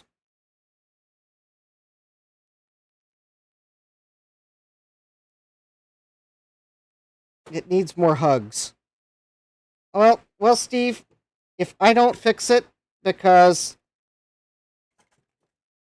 because you were such an awesome influence in suggesting that I buy this board. And I know Steve's right now going, uh-oh, he's going to say it, isn't he? If I don't fix this board, I'm going to send it to you and let you have a stab at fixing it. Or as Jack says, it's the peer pressurer himself. Steve's going, I know it's going to be a chore to move, but Justin, sorry, I'm moving.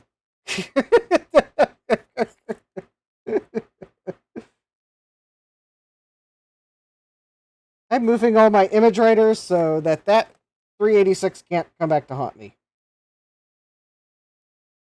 Yeah, fixed one trace. One little trace. Well, let's see if I can fix two little traces.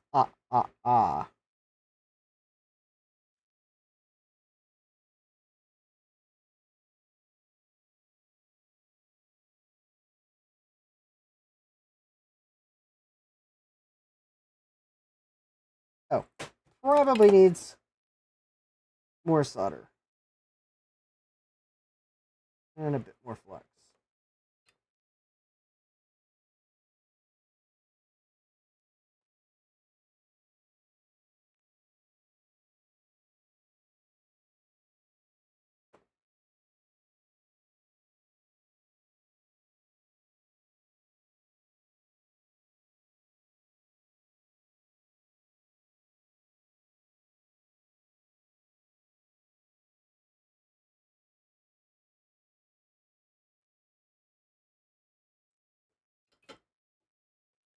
Yeah, my tally, Steve, if you're wondering, I think there were 5 traces broken before I started, and I broke 7 more.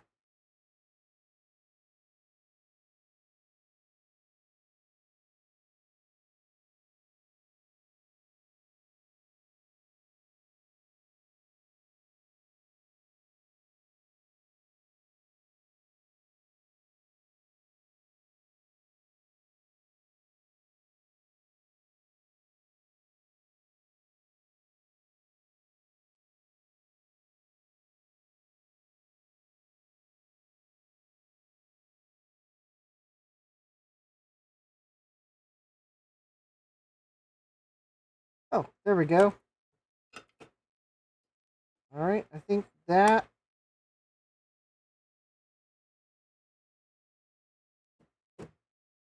Okay, I got a wire there.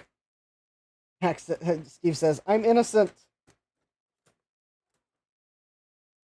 Oh, no hard feelings, Steve. I needed a cute little 386 PC to expend time and attention to repairing. So that we could all see if this computer really has what it takes to be a gaming computer. Actually, I think we all know the answer to that, but...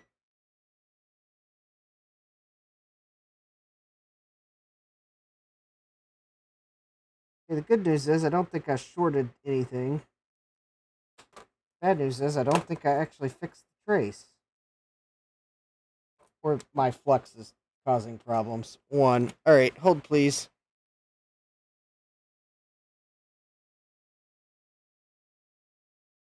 Where did I put my bottle of isopropyl alcohol?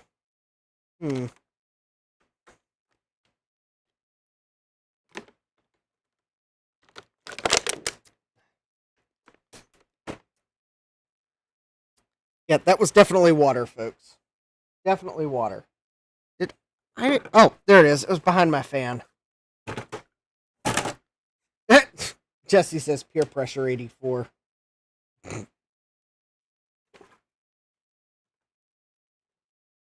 think it was more like peer pressure 386. I guess Steve's online alter ego is safe for now.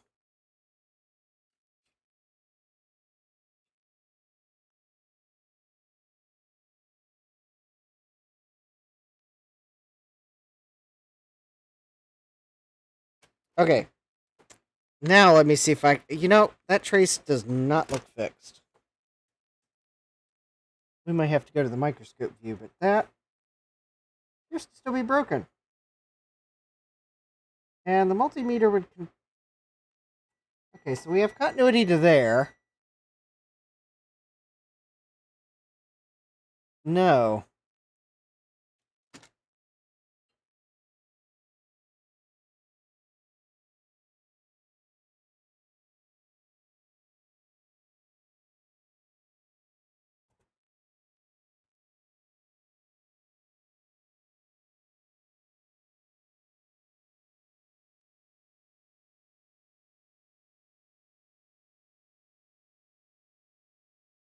Oh, because the... great. Okay, the trace... Okay, we're going to try a new tactic.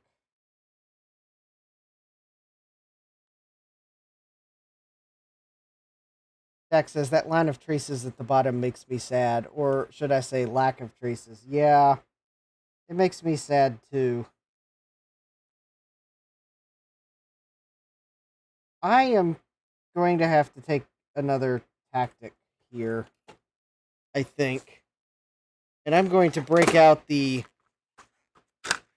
wire wrapping wire.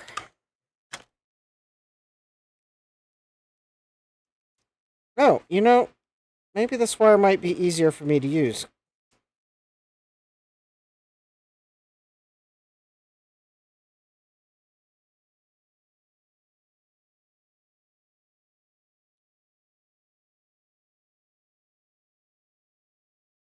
And maybe I'm just going to try soldering via to via and see what happens. If I can find where the vias are on the other side.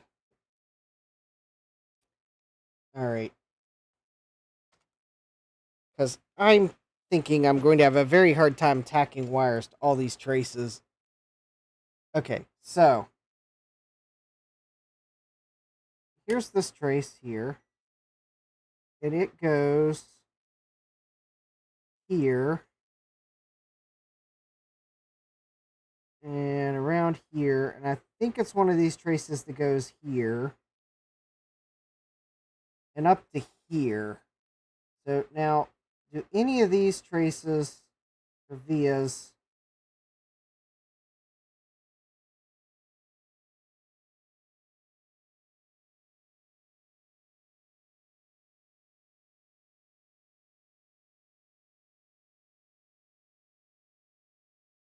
no. Okay, where did I get lost?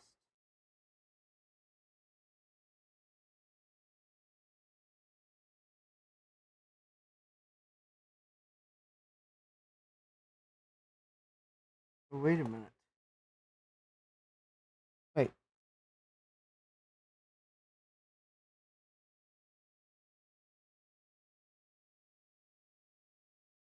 Oh, that's weird. Is it me or does it look like that trace just like abruptly ends right there?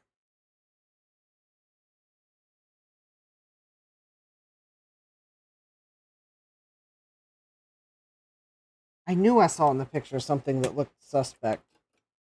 Let me mark that on the board. I'll come back to that. Because that's not... That's just weird. Because there's no battery damage that I saw in that area, and I can't even blame my poor dremeling skills for that one.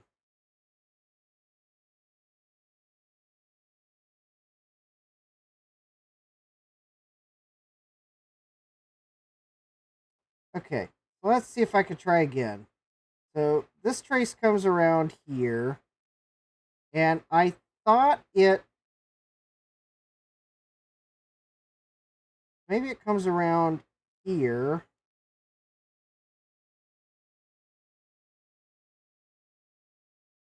Is it one of these traces that comes up to here?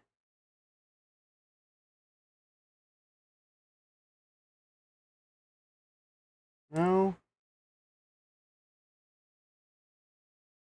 Alright.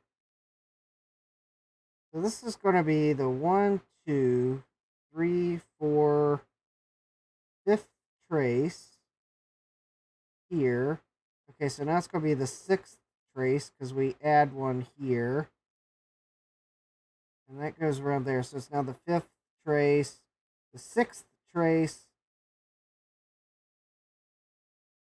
7th, 8th, 9th,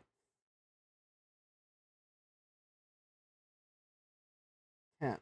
So 1, 2, 3, 4, 5, 6, 7, 8, 9, 10. So I think it's 10, which means it's going to come around here. And now I'm just kind of lost in a sea of traces, but I think it comes, so I think it goes to this bank of vias right here. And I just spilled more isopropyl alcohol. So don't forget, those coffee tips help me buy consumables that I like to spill all the time, like isopropyl alcohol.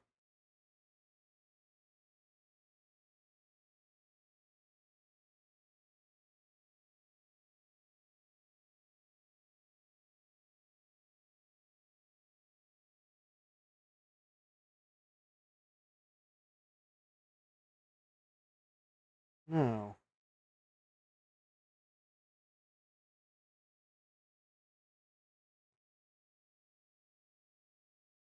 Oh, you know, maybe I don't have my probe securely on the trace.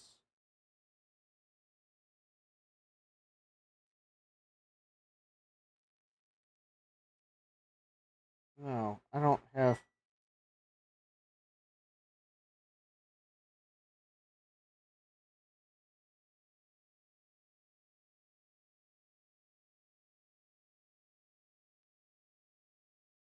Here it is. I think I found it.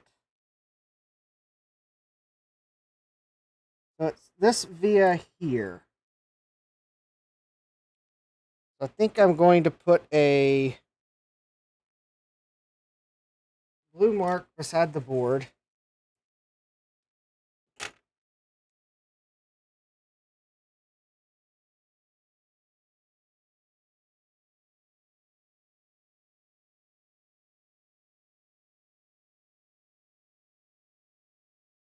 Okay.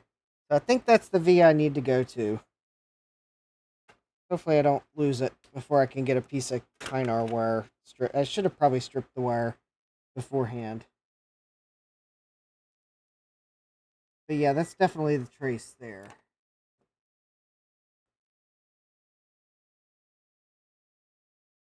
Okay. So that via is under... Oh yeah, it's underneath the main chipset chip. Great. Okay, so that trace probably serves an important role. It probably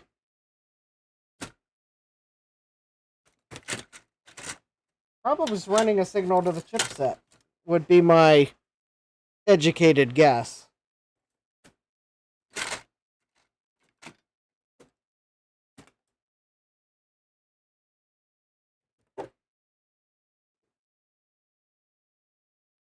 Jeremy says I need to get better at finding the needles in the haystack.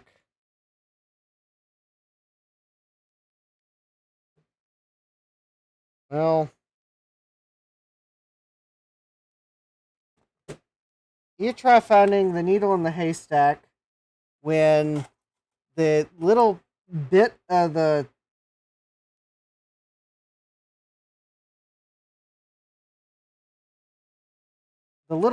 trace that you have left is like really short.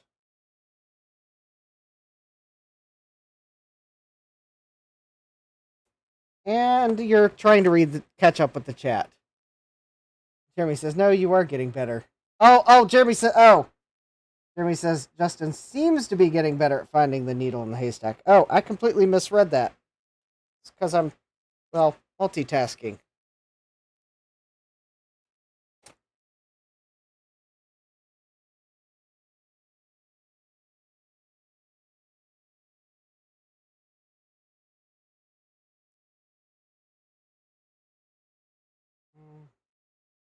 Well, I'm hoping that I can actually...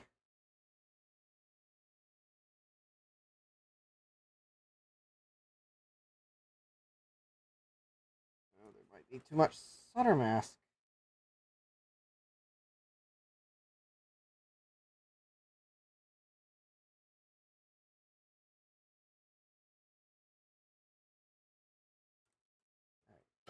too much.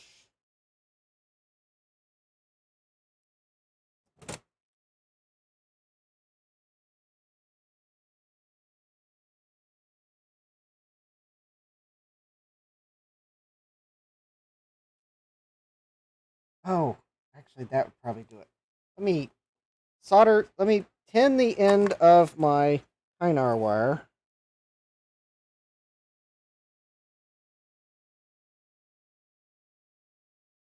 Or attempt to. Okay, so here's the via.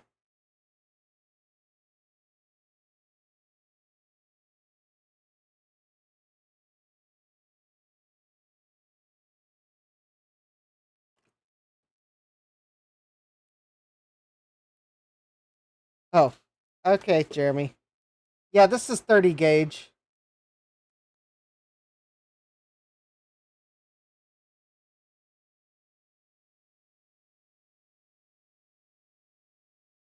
There we go.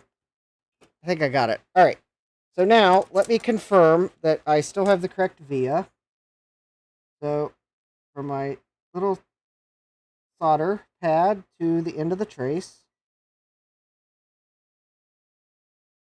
Excellent. All right. So the via I need to go to is here. I need to go to this via here. So I'm going to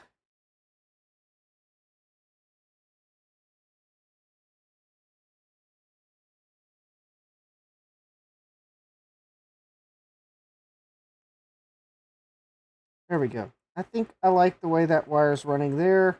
I got enough slack in it that I can kind of run it between chip legs. And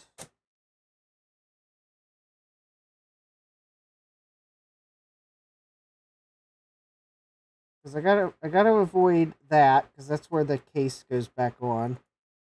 Or maybe there we go, right about there.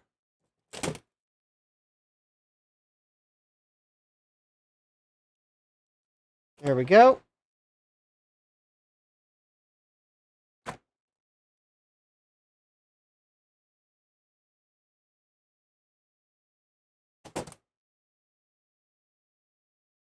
And there we go. There's that. I'll tack that down later. All right, again, we'll flux. And then I will solder.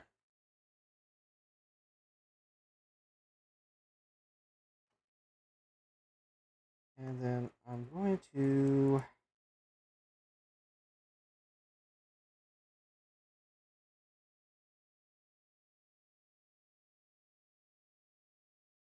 there we go.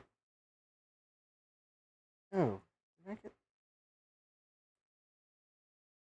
Oh, that's just the kind of wire reflecting light, I think. Okay, there we go. We got one trace down.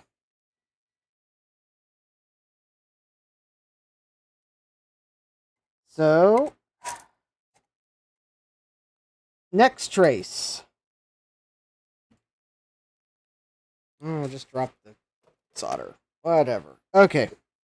I think I like this wire wrap wire better than the bell wire, so we'll go with it for the rest of the traces. Okay, next trace.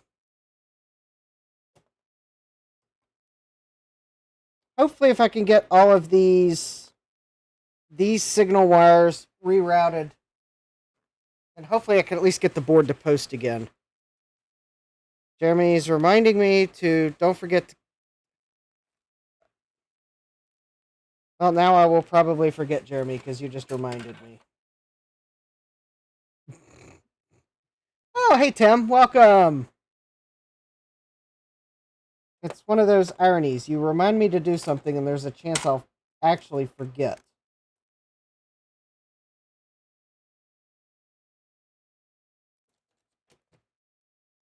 I will tape them down Okay, there were a few comments about this one trace that kind of went to nowhere that I do. Oh, wait a minute. Hey, Cubicle Nate. Well, I've got one trace fixed. Okay, so there's this trace to nowhere, and Jack said about it, that's like the weird piece of road that abruptly ends before the new subdivision that hasn't been built yet. Yeah, exactly. Because there's this, Tim says, forget to do that thing you were told not to forget. Yeah, it's this trace here I've drawn an arrow to, that the trace just, like, abruptly ends.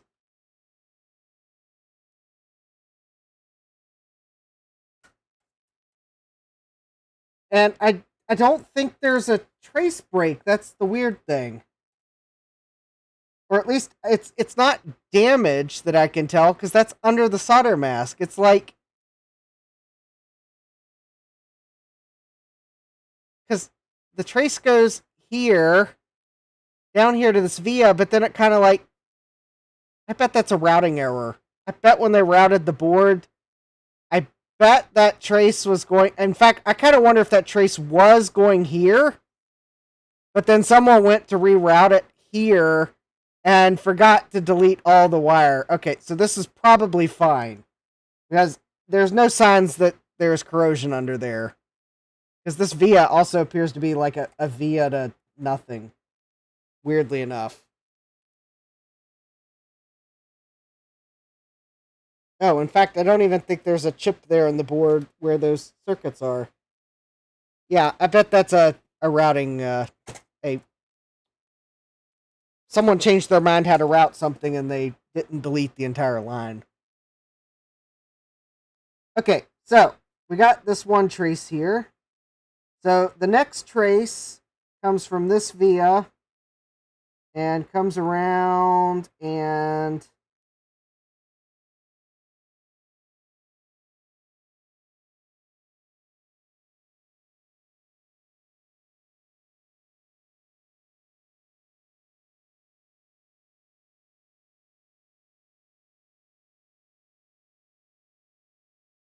okay, so this trace is not broken, so I'm not going to worry about it. All right, the next trace, I think, comes from this via, comes around.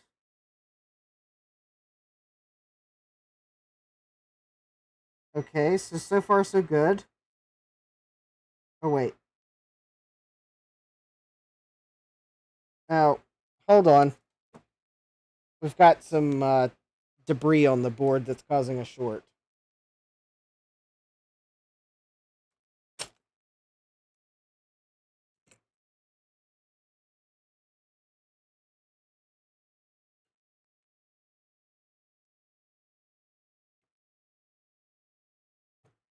Okay, I believe the debris is now off the board. All right, let's try that again, because that might have been affecting this trace here.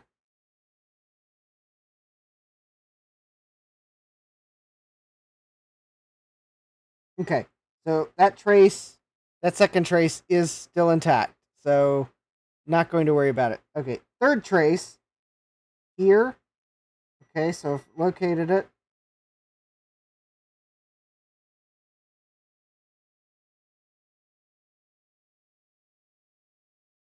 Still intact. Still intact. Okay, so that one's okay. So the next one.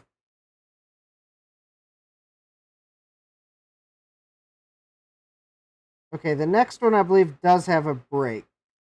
So it'll take me a moment to find where it goes to, because it's this second trace here. So let me do it this way. So it's the second trace here.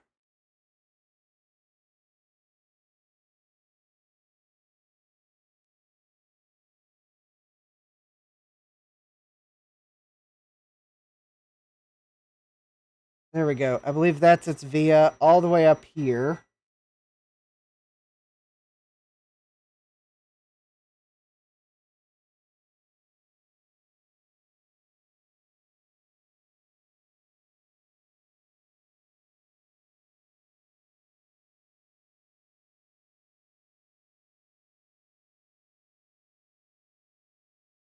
Oh, wait a minute. No, I think I want that trace first. Yeah, the middle of these. So the middle of these comes down here.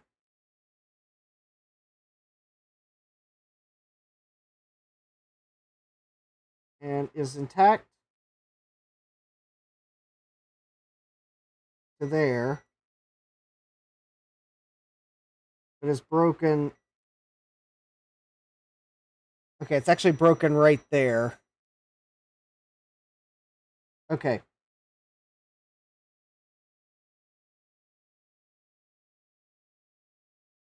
So that trace then comes on around here. And I believe it's going to come... I'm thinking it's probably going to be also going to the chipset.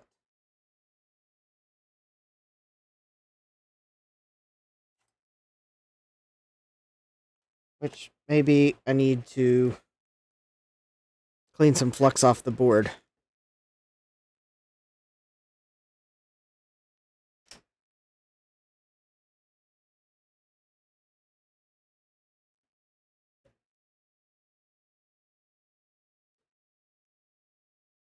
Yeah, it doesn't usually start cooling off around here until like September. Although I think we are getting a slight break in the high temperatures thanks to the tropical storm that's coming up the coast.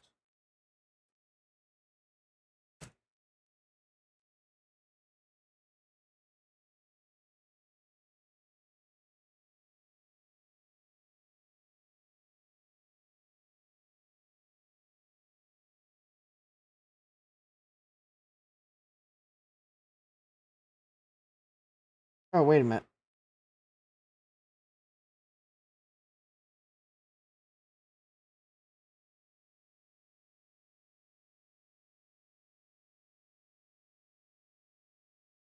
Alright, so I think that's...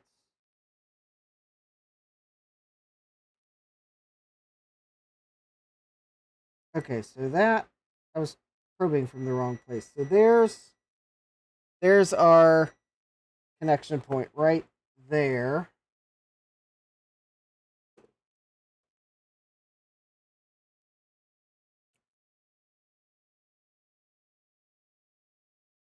So there's our via that we need to go to. Double check.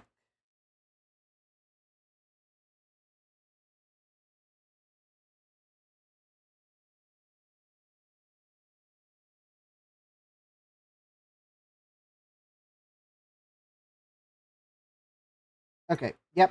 So there's our via point. All right. So let me go ahead and let's get a Kynar wire there. And then I'll relocate the other end of where that needs to go.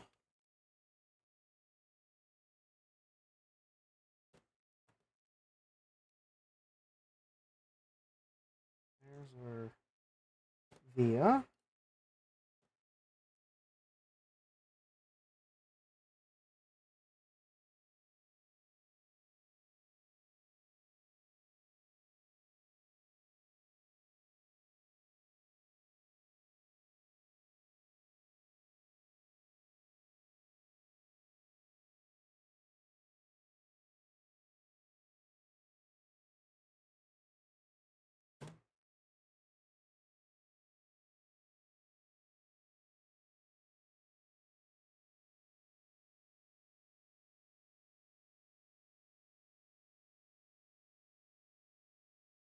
Okay, there we go. I think we got solder there. Oh, hey, David Starbuck, welcome. David says, Debbie is past, still raining, though. Yeah, I think the Debbie had made it to, like, North or South Carolina. Whatever. Probably, possibly tropical depression Debbie at that point. Okay, so we got that via. So now let me see if I can reconfirm where that needs to go over here. So there we go. There's our via there. So let me put a blue mark on the board. That one right there. That's where our wire needs to come to.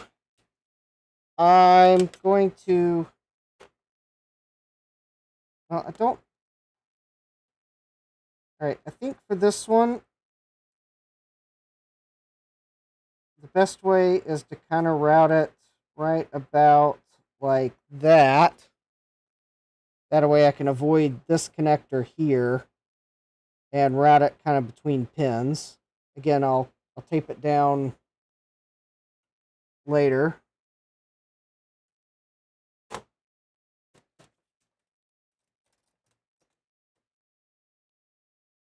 Yeah, I think we're going to start to see rain from Debbie tomorrow.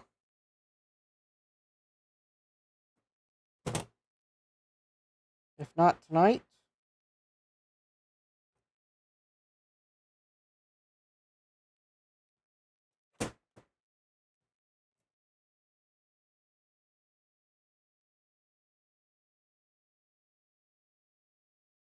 Oh, yay, I think that's a via that's under the speaker. Oh, I just realized what part of the board we're working with all these traces. Yeah, these are traces that are going between the chipset and like the stuff over here. So these traces, I bet these traces might actually have had something to do with the floppy or the floppy drive and the hard drive not working. That would be...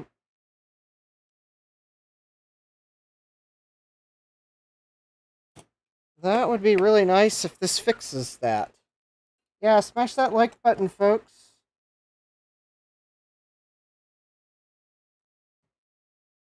That lets the YouTube algorithm know that you like this content and they'll suggest it to others. Because actually, last time I worked on the IBM portable personal computer, I had a couple subscribers that got recommended the live stream while I was live. And they subscribed. So that it actually does work, folks. There we go. I have two little traces fixed.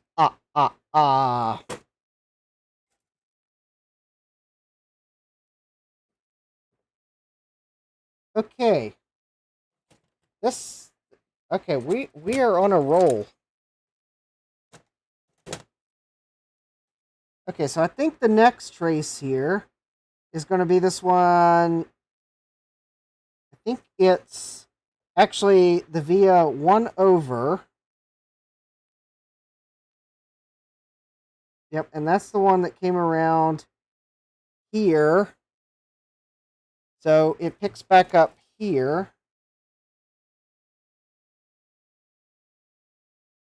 And I bet... Alright, so I do need to kind of clean flux again so I can get a good read on the multimeter. But that's probably going to be...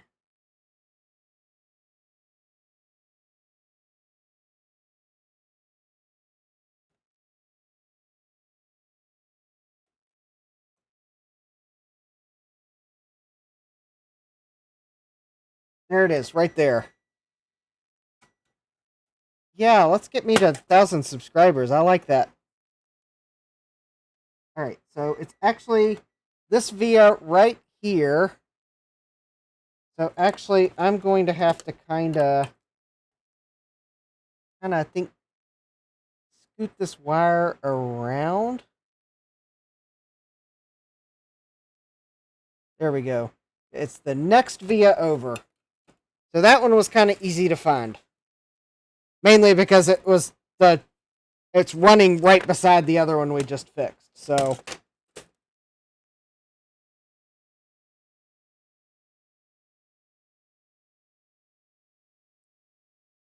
Alright, Sloopy, if you are watching, thank you for suggesting that I get some of this wire wrapping wire. This is like so much easier to work with than that bell wire.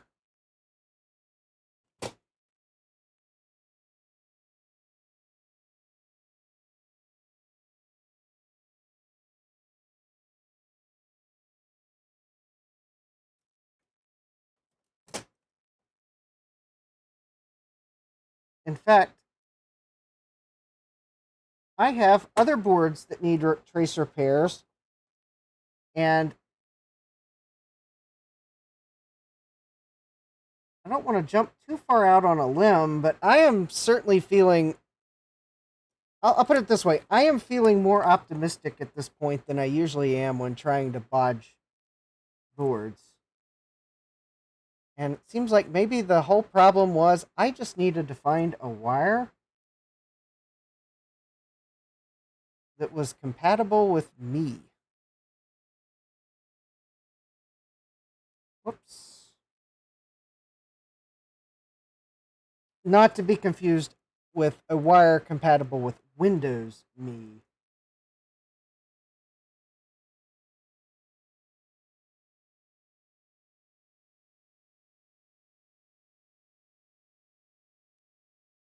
Whoop.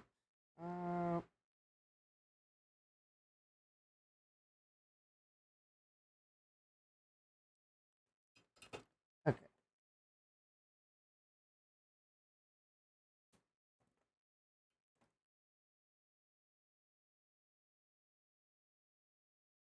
I feel like I'm...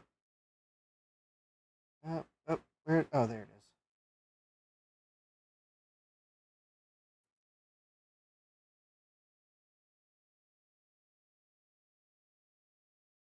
Okay. That wire is still good. Yes. All right. Sloopy says, why, yes. Yes, it is. All right.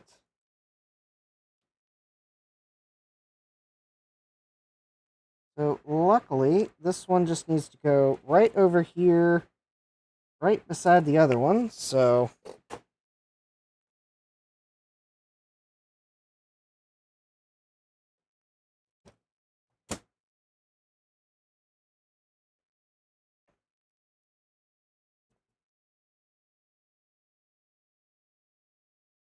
I actually have a number of boards on my repair pile. Now, I've got a Pentium board on my repair pile that's...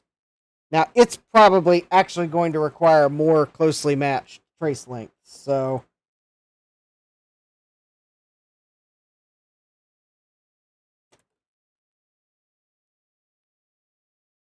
Because it's like a few traces that are going between the north and the south bridge. I suspect those are more timing critical than these traces.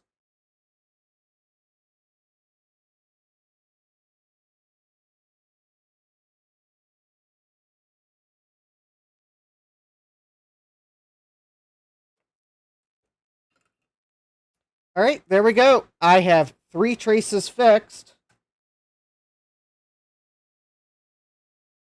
out of the 7 that I originally counted. So now the other 4 are along the bottom here. Gutbomb says, I'm also a big fan of 30 gauge Kynar. Yeah, this stuff is like really nice to work with. And I'm glad I decided to try the find vias approach.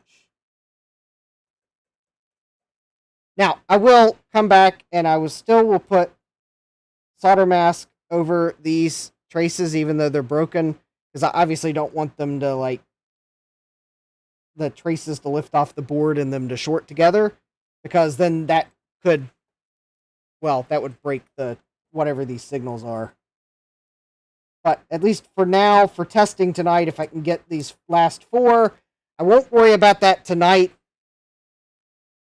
Or if I do, I'll like do it at the very end and I can leave the UV light curing. So hopefully if I can get these last 4 traces. So let me get a little flux off the board to help figure out where these go. If I can get these last 4 traces, then I will actually try to power up the board to see if it posts. Because my theory is the signals around the battery are hopefully just battery related. So we won't be able to save CMOS would be my theory. But the thing is, those traces I believe were broken when I got it to post last time. So these traces, though, I don't think were all broken. But once they broke, I think these are the ones preventing posting. If anything, I'd like to see the board back to where we had it last week. Then I know we're on the right track. If not, maybe the floppy drive and hard drive work. Because it's possible one of these traces was broken. Alright, so let's get back to work. Alright, so we got 4 more traces. They're all along the bottom of the board.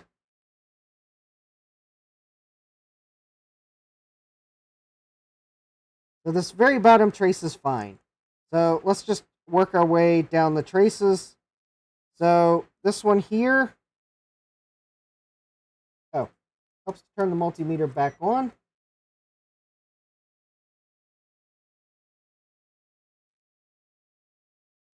So confirmed. So that trace here.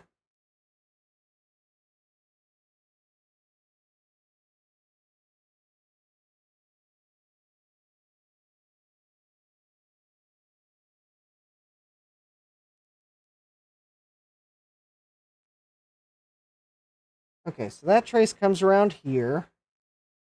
And that comes up to here.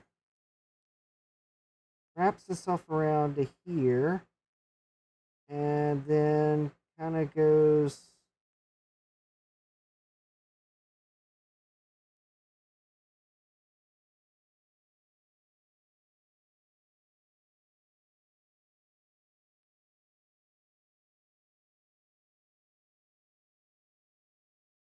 Oh, 1, 2...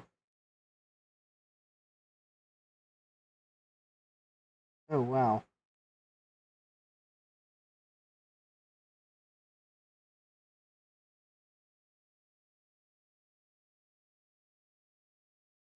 Okay, I think this trace actually...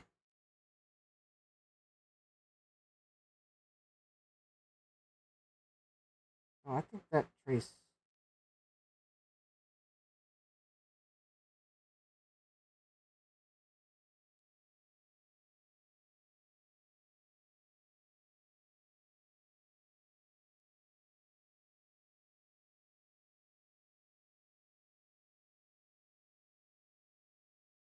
Okay, so let me try again. So that trace comes around here and goes to here.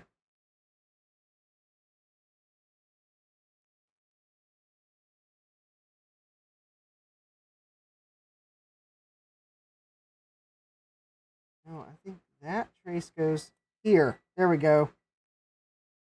All right, got it. That trace actually goes all the way up to there, which is actually... Oh, probably going to the chipset still. Okay, so...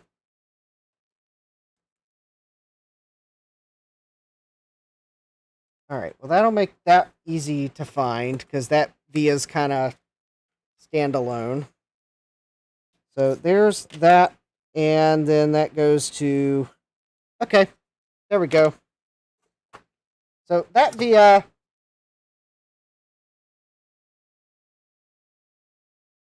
Yeah, probably going to the chipset. Because that's kind of opposite somewhere up in this area of the board. In fact, it could even be...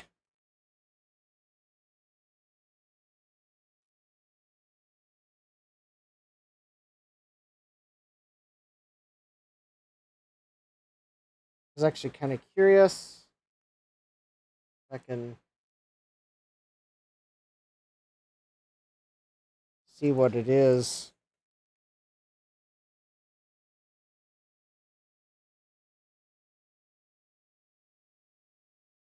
Oh, okay. I think that via is like right here.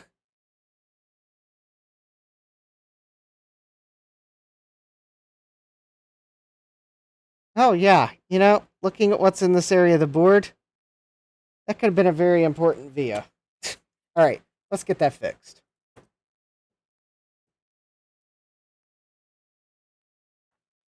All right, good night, David. Glad you were able to stop by and see some trace repair action.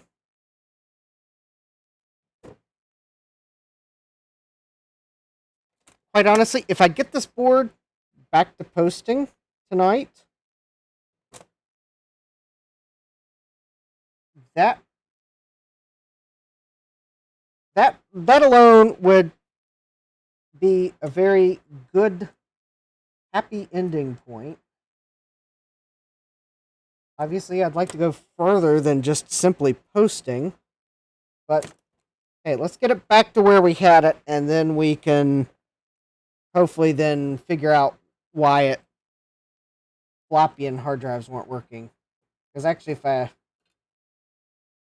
may just require a little more investigation. The battery backed CMOS is also important, but if I can get it till it'll boot a DOS floppy disk, then right there, that would be good. Because the thing is, I think I can always use the datasheet for that Motorola real-time clock chip that I believe the one this board has is a clone of, and use that to maybe adapt one of the Necroware boards to act as the to take the place of the battery circuit. Then I wouldn't need to repair the battery circuit on this board, and I wouldn't have to worry about the fact that I think there's a break where the battery pack goes. And I think as far as the board would be concerned, it should still... I mean, I think the board should still function even if the module itself's got its own battery. Because I think the VCC connection is intact. And that's probably... because I have no reason to believe that those components aren't getting voltage. Although I could be wrong. We could figure out that the VCC is broken too, but that is something I will probably keep in mind when I get back to that area of the board. But I sure thought I plugged the keyboard in, and I thought I saw the keyboard lights blink, but I'd have to go back and probably rewatch my own stream to see if I noted that or not. Alright.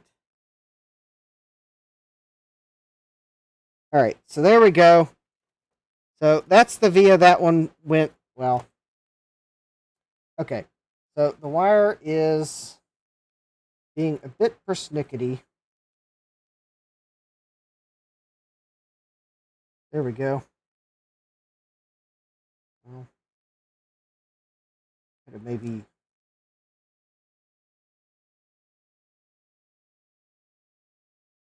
one... yeah, this is where that wire...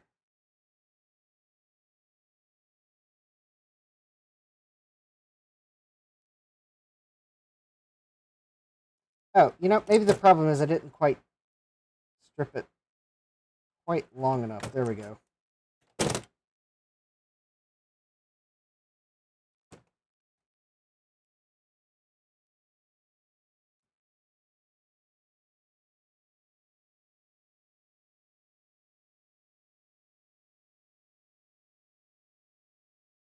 I'm trying to think now, you know...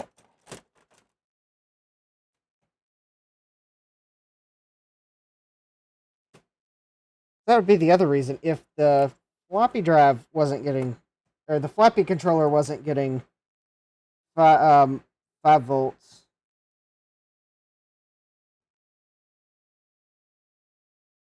No, the keyboard controller was getting voltage because I remember I was able to get into the BIOS. So I think the floppy controller was getting voltage.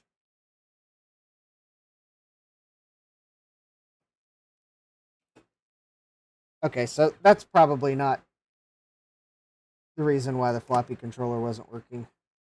Probably one of these signal breaks. At least I'm hoping it is. Okay, there we go. All right, I think I got that.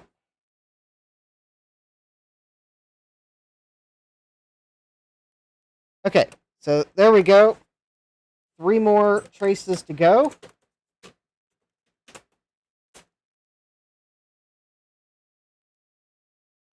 10:43 p.m. Making good progress.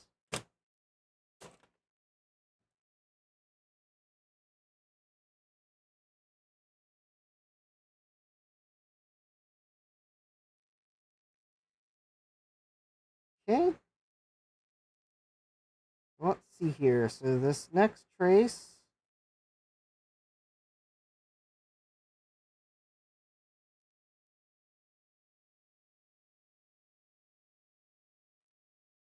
Okay, so the next trace here comes around.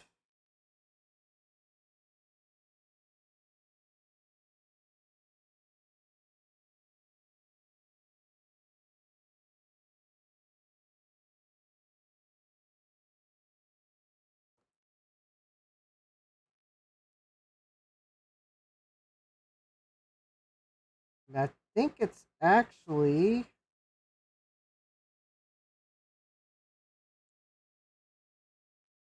there it is.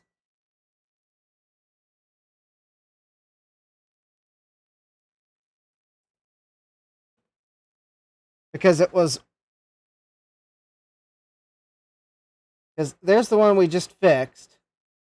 Because that's the trace there going up to that via. This was the next one down, so there it is. Which means then the next one I need to fix is going to be that one there. And then that means the last one I think is going to be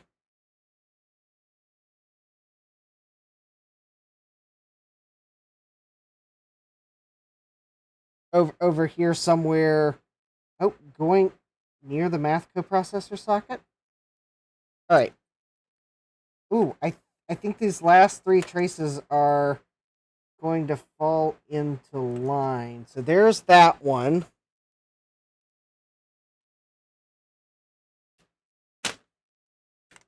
And then, yep, the next one's going to be that one there. I'm pretty sure of it. Which means that trace there. Oh, there's another one of those traces to nowhere.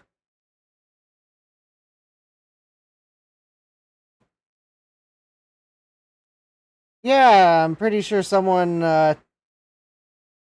deleted a signal. And okay, so I bet that last trace, and I'm just curious.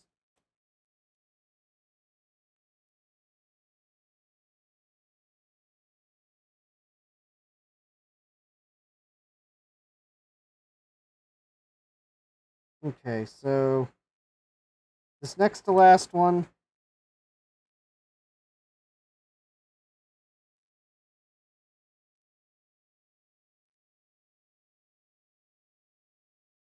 Oh. Yep, is that one. And then this last one is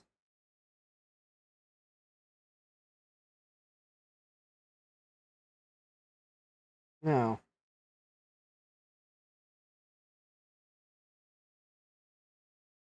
Nope, I followed the trace wrong.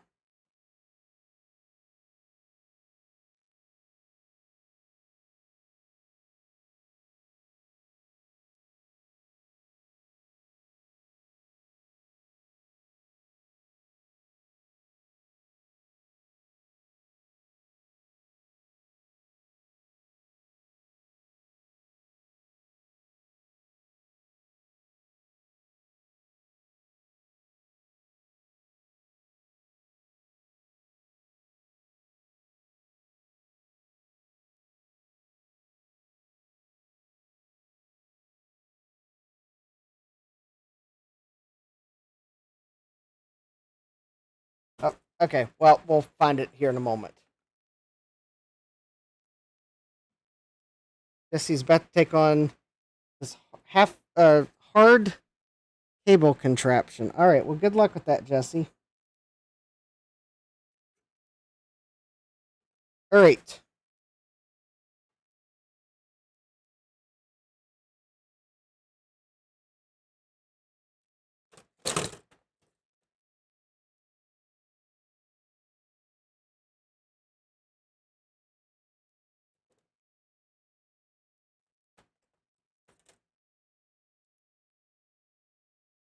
Okay, so let's get this one here. I do want to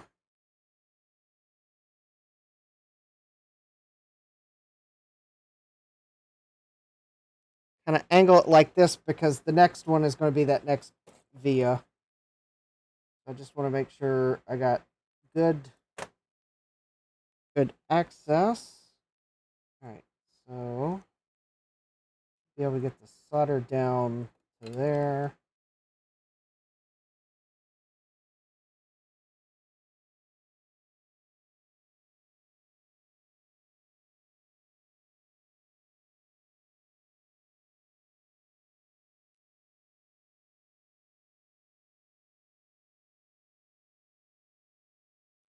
I think I got the wire in. Okay. And that means now that I got that wire in, that one needs to go to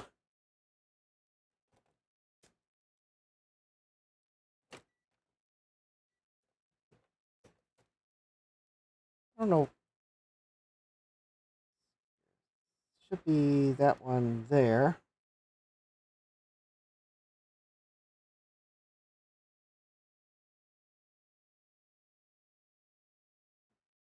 Hold on. So this one,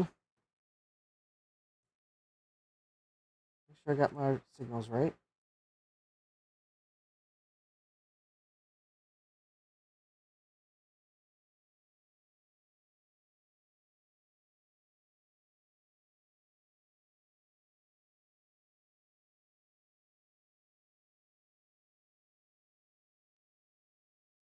Yep. Okay. That one's there. And then the next one beside it is the next one. Oh, hard drive. Oh, hard drive contraption. Okay. For the LTE 286.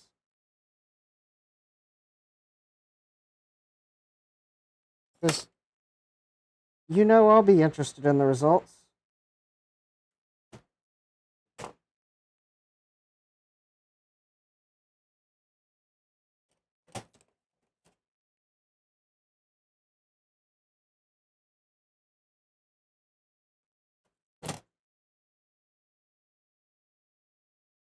I might have one or two of those LTE 286s. Yep.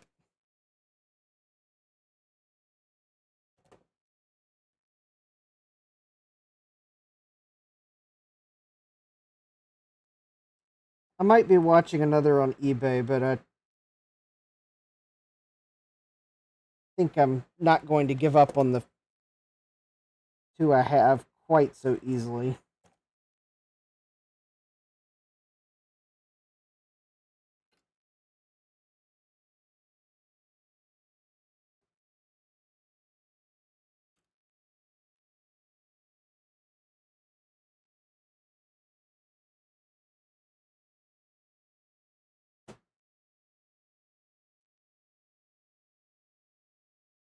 Okay. I think we got a connection there.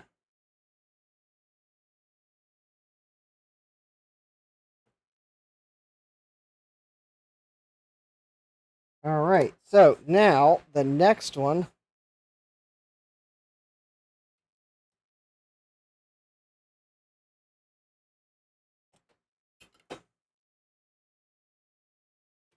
Okay. So the next connection, let's double check.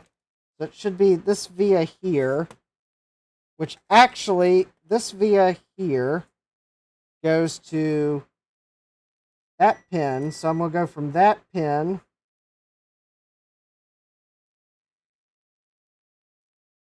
Yep. So that's the third wire down, or third trace down.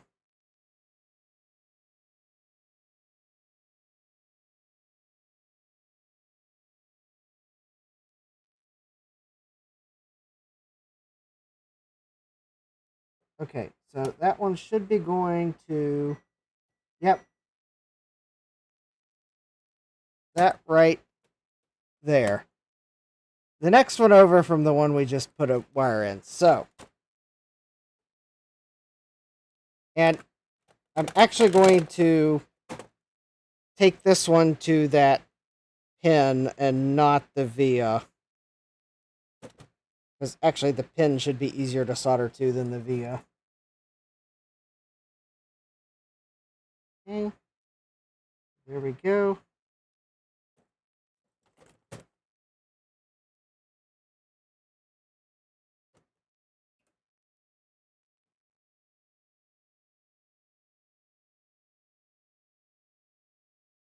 And solder.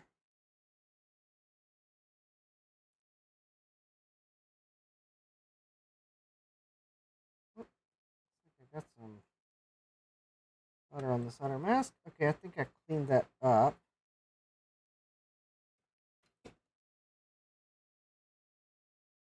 All right, let me clean that up just a little bit. Make sure I got the. All right, and then I'm gonna take that around and through and around to that pin right there.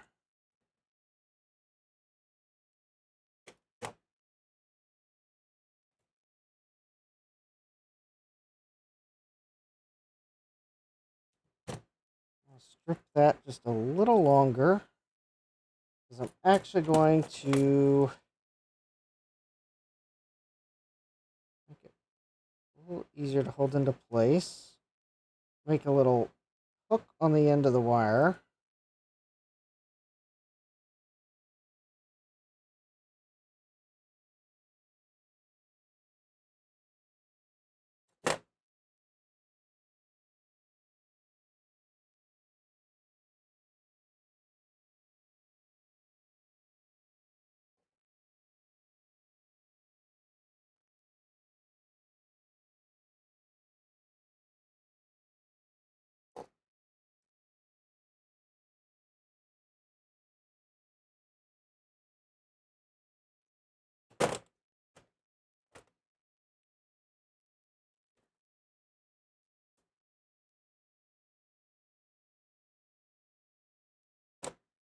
All right, so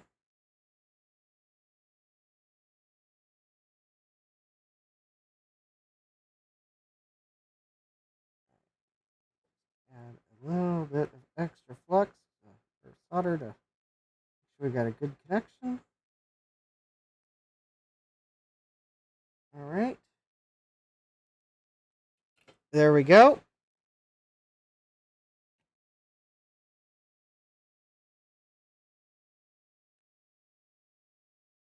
Not sure what pin that is on the keyboard controller, but I'm pretty sure that is the keyboard controller.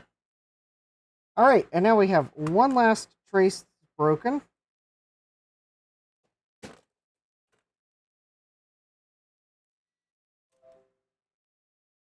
No windows. I am not going to take action on that right now. I am live streaming.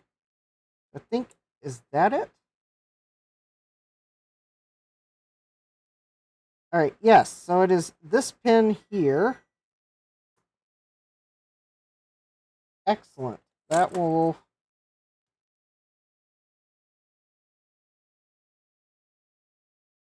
So that pin there.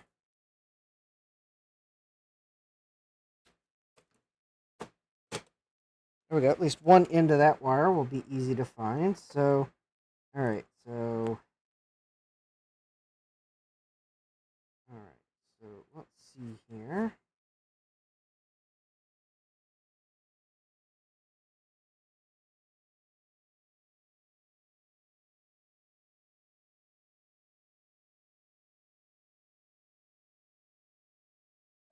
I got the board. So I was thinking that was going to be the next trace from the last one, but the next trace from the last one actually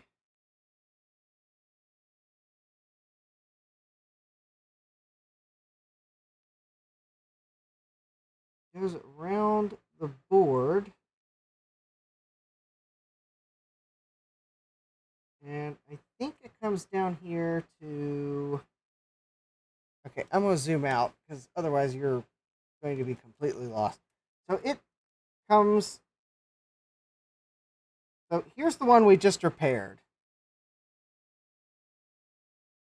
And that's like this trace right here. The one that's on the outer here. Let me see if I can zoom in just a little bit more. Unfortunately, I don't want to lose my... I got a good multimeter probe connection. So that's actually this trace here. So the next trace over is this one, and it comes around and over and past this like trace to nowhere to here, and then on around and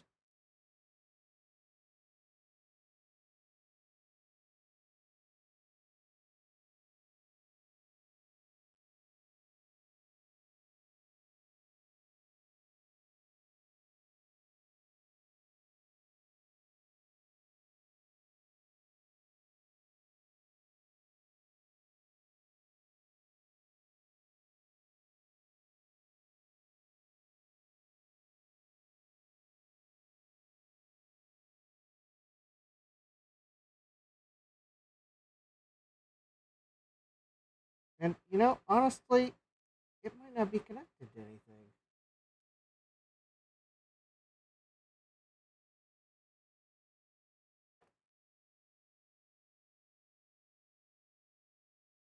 All right, so I'm checking vias. Because maybe I got lost in following it.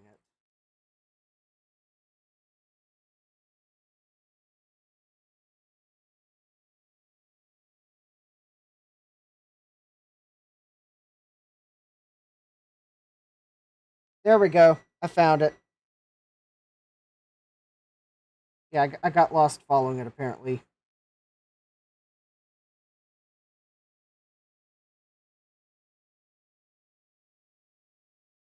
Hold on. That's not this bottom trace, is it? No, it's not. Okay.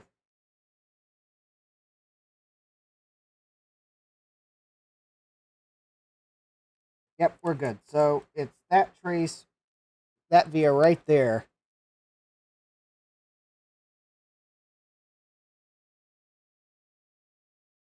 Okay.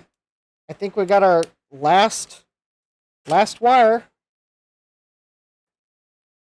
until I try to power it up.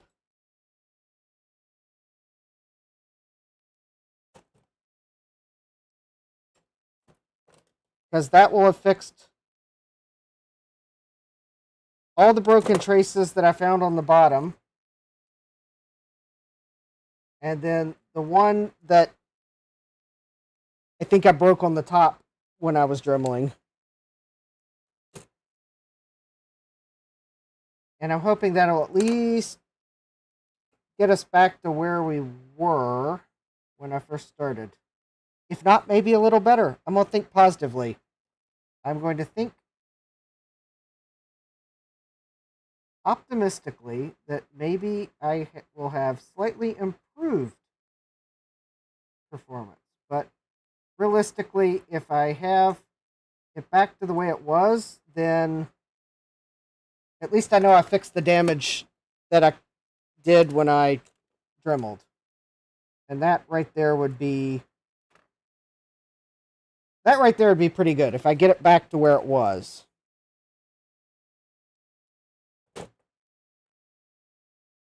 That I will take as a win.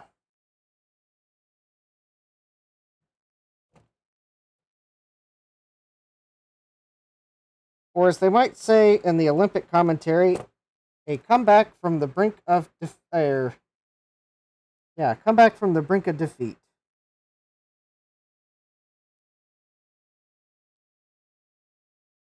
I will, however, not keep re-emphasizing something that they kept saying during the women's semifinal game, US versus Germany. I couldn't stand how the commentators kept talking about fatigue. A bunch of us at work were watching it over lunch, and it actually was so bad during the first half that once they started talking about the players being fatigued, it's like was a recurring trope through the entire rest of the half in the commentary, to which as soon as the second half started, I was like, all right, how long do you think it's going to be before they start talking about fatigue? And one of my coworkers immediately chimes in, 2 minutes.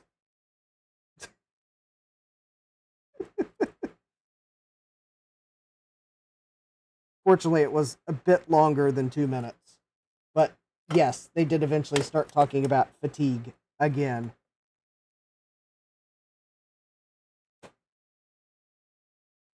All right, let me make sure I got the right wire because my marking got obliterated by flux.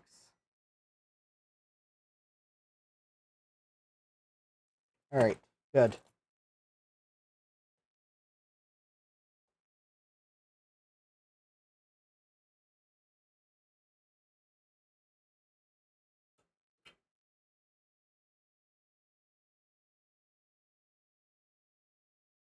Okay, there we go.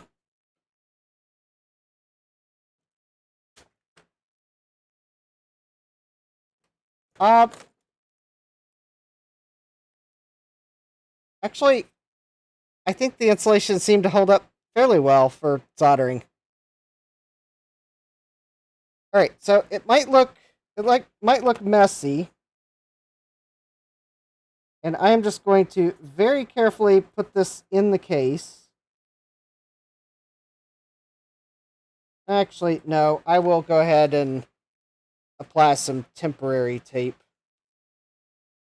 Let me not press my luck.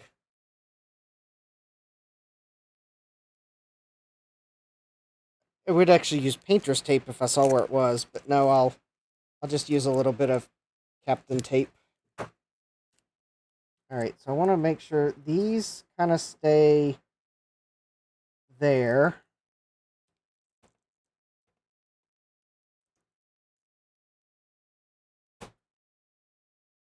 Okay, that should be fine there.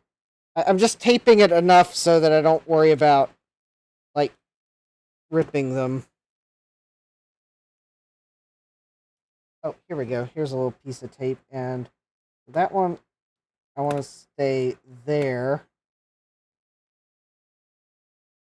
In effect, and then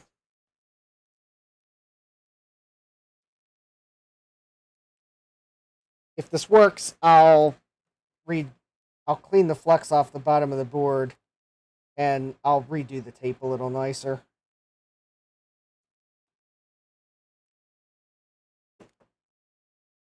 The thing is, I got to put it back in the case to plug in the power supply. So, all right. I think that will do it for now.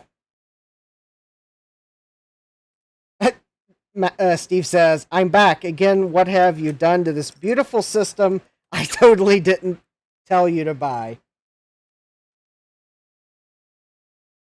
I mean, technically, Steve, you didn't tell me I had to buy it. You told me I should buy it because it was so cute. So I guess technically you didn't tell me I had to buy it. You might have strongly suggested that you thought it would make some good channel content.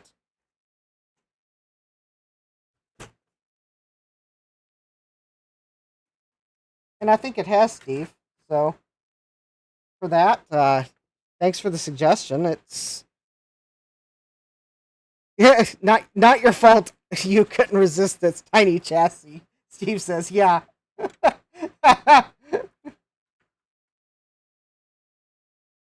and his cute little teal feet. Bonus points for anyone that could suggest some teal filament.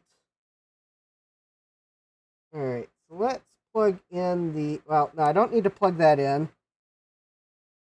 I will plug the reset button in. No, I won't bother. I will plug the... I was about to say I was going to plug the postcard in, but I'm not sure why I would bother because it's going to be face down. Well, I mean, I might see numbers reflecting off the board, so, alright. I'll plug the postcard in, just at least so I have something. Alright, motherboard.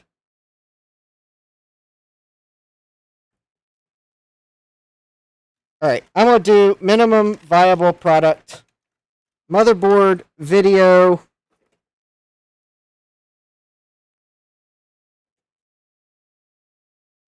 Power. And in fact, I'm going to use my smart outlet to turn the power on and off. All right, so smoke test in.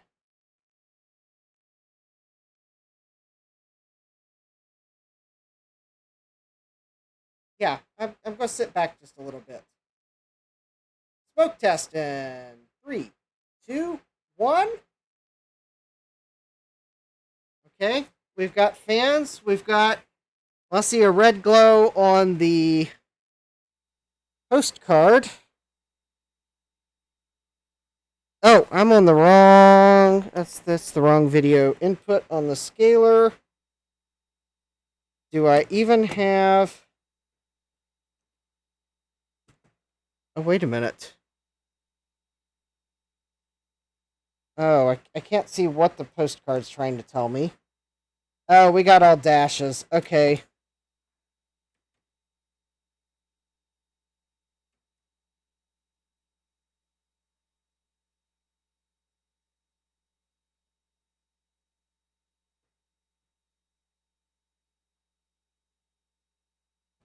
Okay. Oh, hey, Tom Barber. Oh, Steve wants to know why it's sad. Well, it is sad because the battery at some point had leaked and someone had attempted to clean it up. And I thought there were some corroded traces because or broken traces or corroded traces or something because, well, I could tell under the battery there were, but floppy and hard drive didn't work. So I started to take solder mask off the bottom to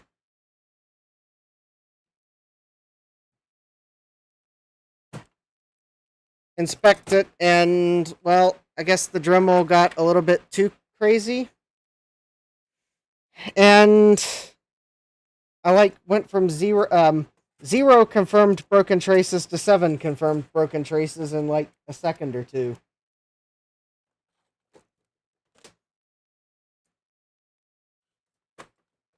Yeah. Steve says, see, it's not my fault. Blame the designer.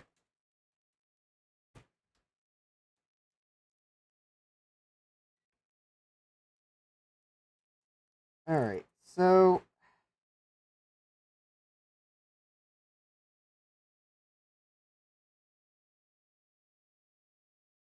let me double check that these wires are still... Oh.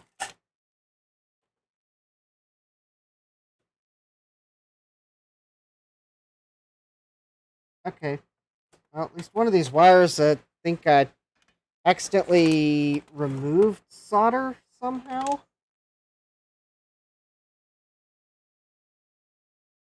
Steve says that's why I'm not allowed to use power tools. Alright. So this middle wire there is like... I thought I soldered it, but there's like no solder... Like, I don't think there's enough solder for it to actually be soldered to the via.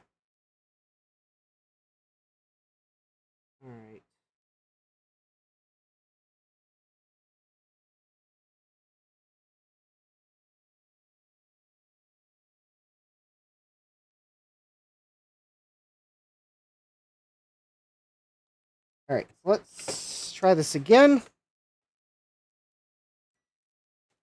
Okay.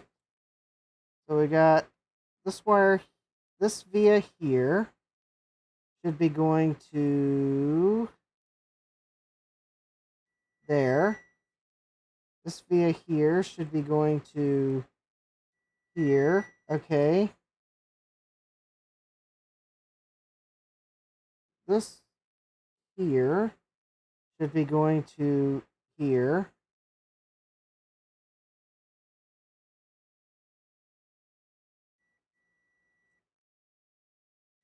Yep, okay. That one is going to...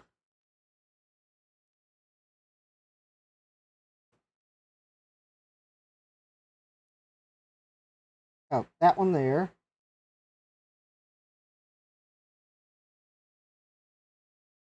No, that one goes to that one. That one goes to that one. That one goes to that one. It's this one here. It goes to this one.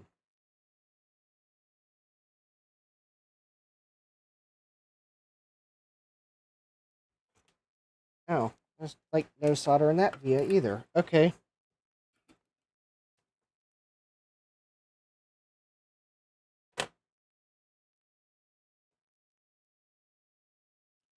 Okay, maybe I just didn't have this soldered completely well.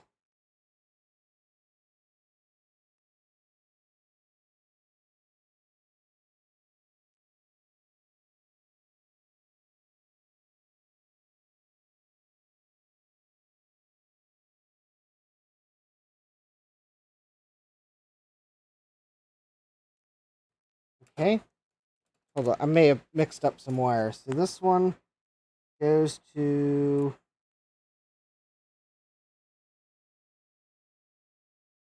Which one of these?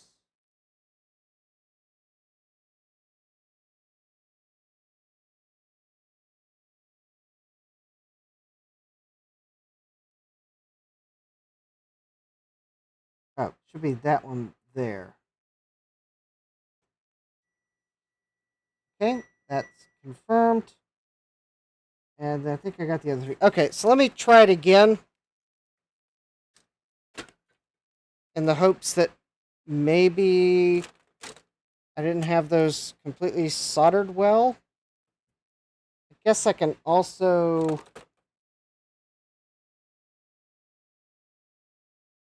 Okay, I guess I can also clean a little flux just to make sure.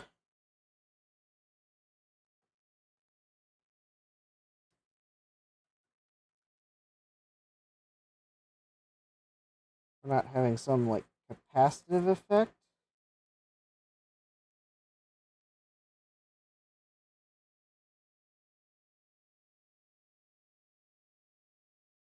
I mean, it's also possible that I still got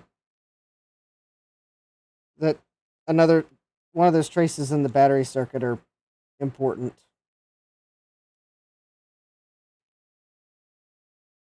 I guess there's also that question of the... We had 5 volts going to the keyboard controller last week, but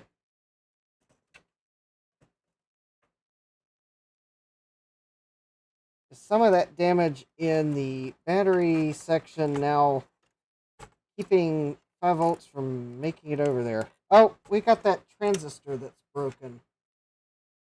And I don't know what that transistor controls, so if it doesn't work this time, I'll have to see if I got a 3906 or compatible part. And we'll replace that transistor.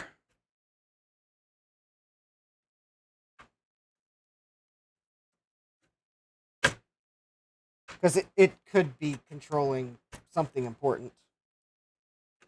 It could also be doing absolutely nothing important.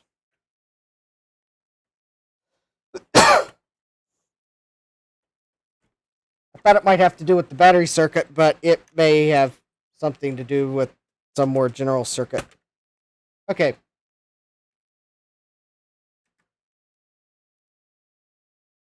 I didn't even bother plugging in the postcard because... Hey! Hey! Look at that!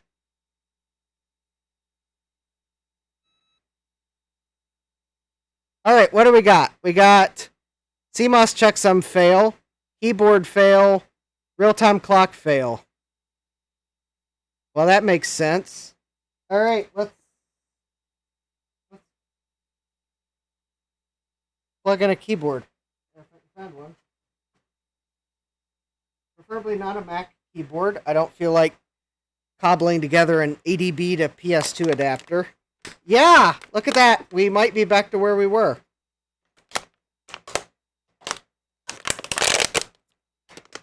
Oh, hey, 0.5, welcome! Yeah, you've made it just in time to see it post again. Alright, let me grab my PS2 keyboard and we will try again. And if this works, I do see where the GoTech is. I will opt to use a GoTech instead of the original floppy drive because, well, I don't know if the floppy drive works. It probably needs cleaned and lubricated at the minimum. And my GoTech should have a DOS boot image on it. All right. Let me turn my soldering iron off before I accidentally melt something. Okay.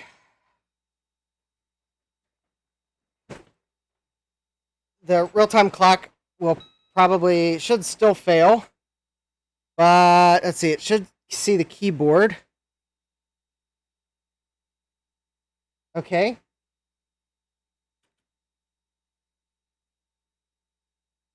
Okay, the real-time clock is running.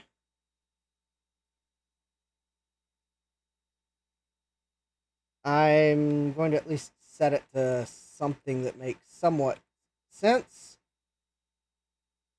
We'll go to August 6th, but I'm on 1994. Why not? All right, diskette A. That's fine. Hard disk. I'll leave those even though that's bogus. All right.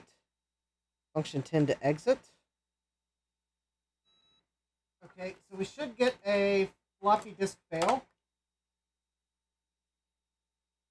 Oh, no, we got a no boot device available. Okay.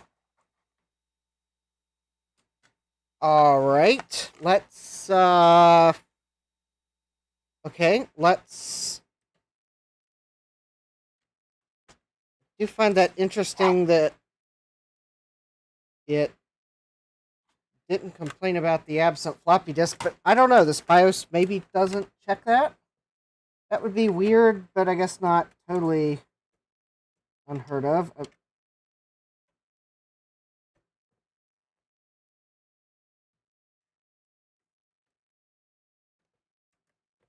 Okay, oh.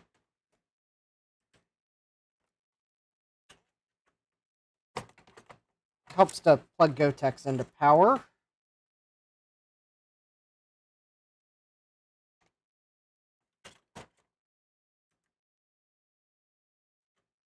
Okay, I don't want to run mim test. How about the shop CD boot floppy? There we go. That should boot on the 386. Okay. Okay. Oh, you can't see what I'm looking at. All right.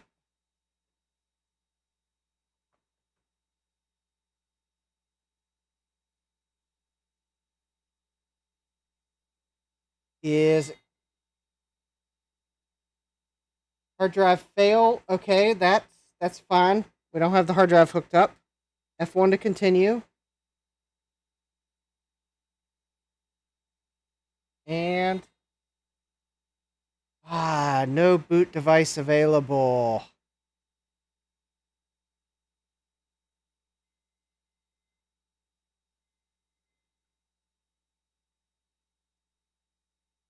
Hmm. Okay. Okay, so something's up with the floppy controller still, potentially. Alright, that. Okay.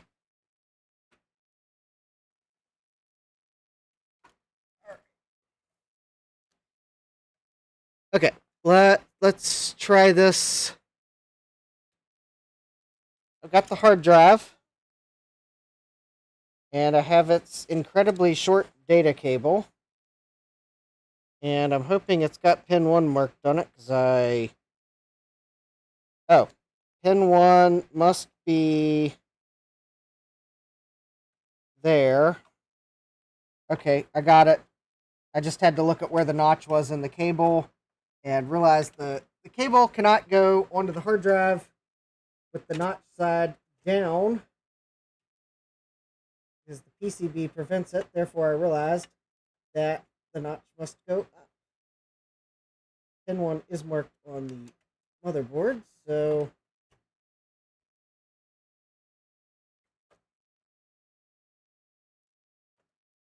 all right, so hard drive is plugged in. Okay, I do not know if it works, but I would like to know if it detects it. Because maybe there's something odd about the floppy configuration on the system. Maybe the cable wasn't fitting right.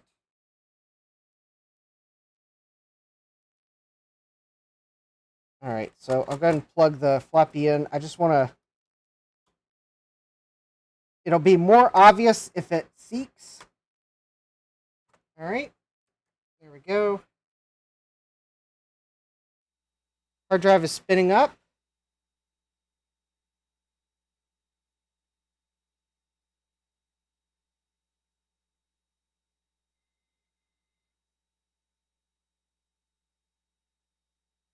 CMOS checksum is invalid.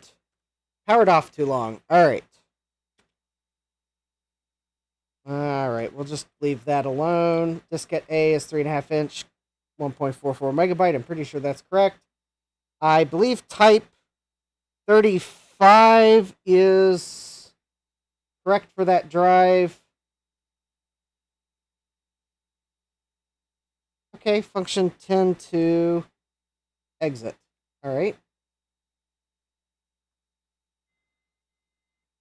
No boot device available. Is it even trying to seek the floppy? No.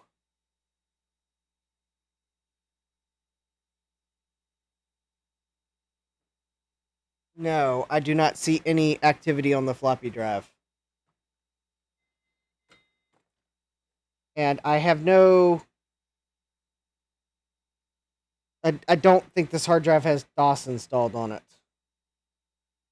So it looks like we're back to where we were before. Oh, but we've got this broken transistor. And it was probably broken. Alright, let's get this transistor replaced. I think that's the next logical step. So, alright. The good news is, assuming I don't find some way of really messing up, it is now back the way it was before I started dorking with the motherboard last week. It posted, and it wouldn't boot anything. So we are back to where it was.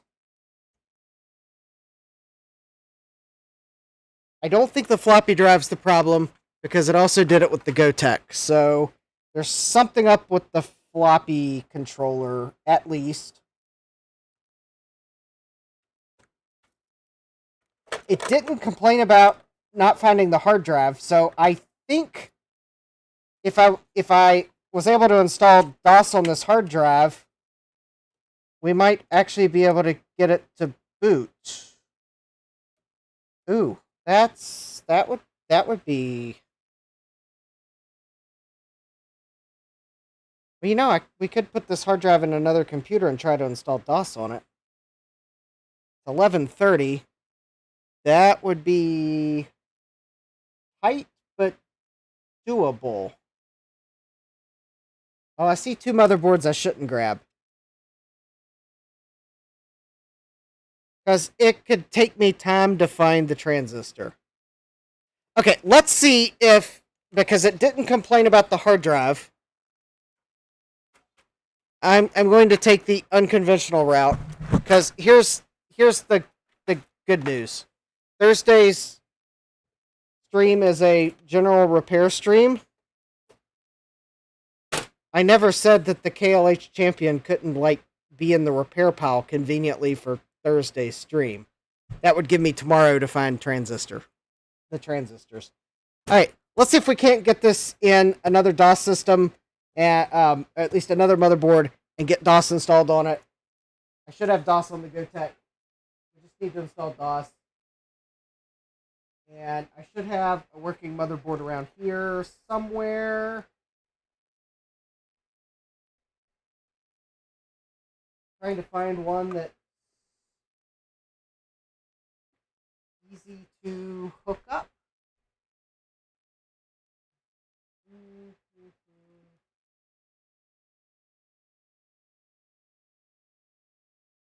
No, that one's probably too new.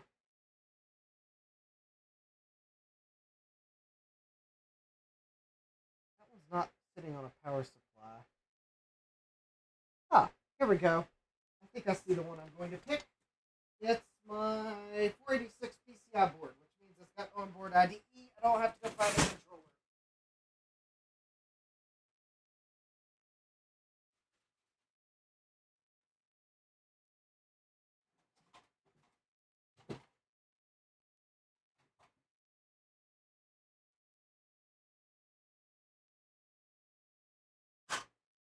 Also, conveniently, last time I used it, I set it on a box, and it's got everything here.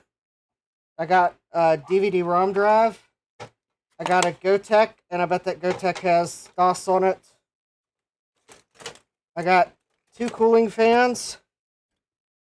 I got everything a geek could need to install DOS on a 40 megabyte hard drive. Even got RAM in it.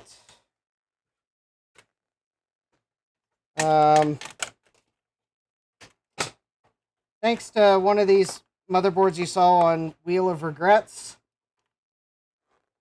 I'm actually borrowed the heatsink that was on the AMD processor that came with the motherboard, because it actually stays on the processor, and I don't have to worry about accidentally knocking it off because it's held in place only by gravity. Alright. Now, always important when plugging power into AT motherboards, the black wires go in the middle. You can watch the Big Bad Biologist stream from today if you want to see what happens when you accidentally plug the red wires in the middle. Spoiler alert!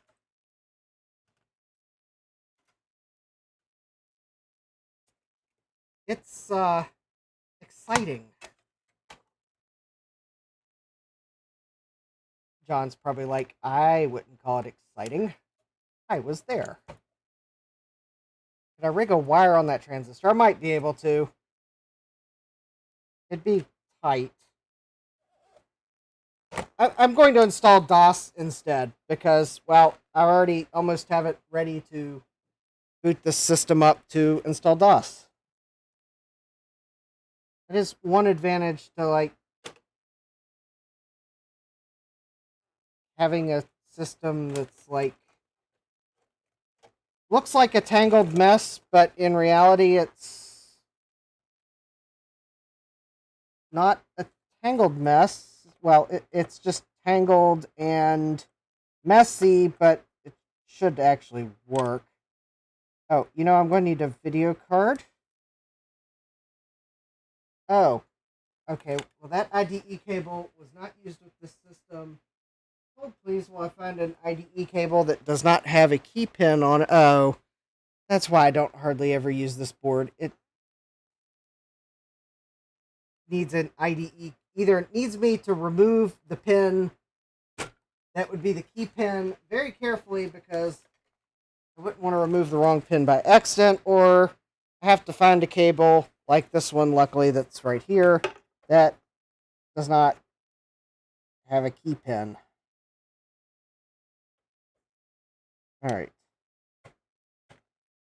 Okay, there we go. And hard drive is plugged in. Should be. All right.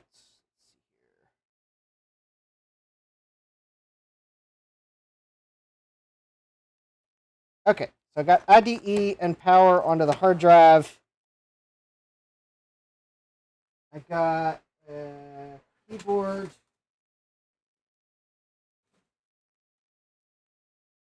And just to make things easy, because I happen to have it within grabbing distance, I've got a Trident card here. We're going to go for, I know the card works, not, this card is a high-performing card, because all we're doing is we're going to boot DOS, and we're going to see if there's anything on the hard drive, which I believe the answer to that is no. But it could be yes.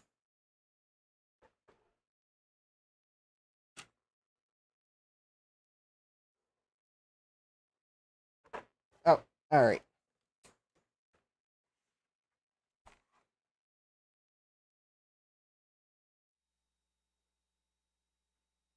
Okay, so I do need to configure this drive. Let's see here. Let me see. IDE auto detection. Will it even auto detect this drive? Probably not.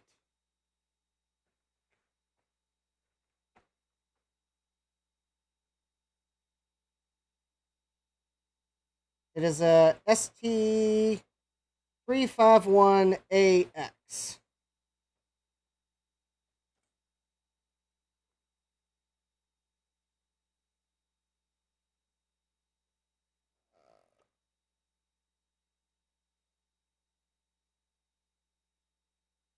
All right, so I guess I'm going to have to manually configure it. Auto.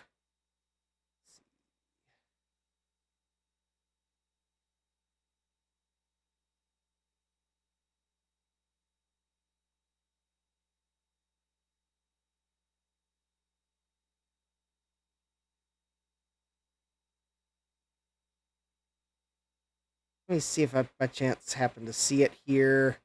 That's not it. I don't think that's it. That doesn't look right. Yeah, it's one of those XT-AT drives, yes. Alright, fine. It sounds like it's spinning. If it is spinning, it's actually quite reasonable.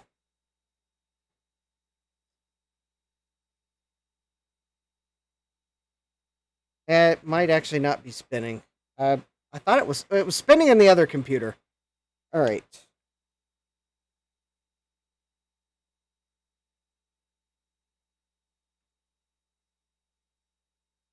I may not have it plugged in that well. All right, we'll check that. Okay, so I believe it is 904. Actually, it's 820. 617. And precompensation landing zone, I think it was 0. All right, that looks right.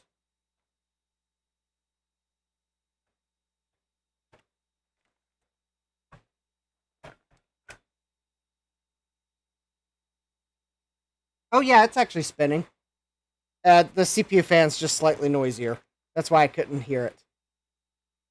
Now, do I have it in the primary or the secondary IDE? Well, your guess is as good as mine. I may have plugged it in the wrong one, but we'll know here in a moment.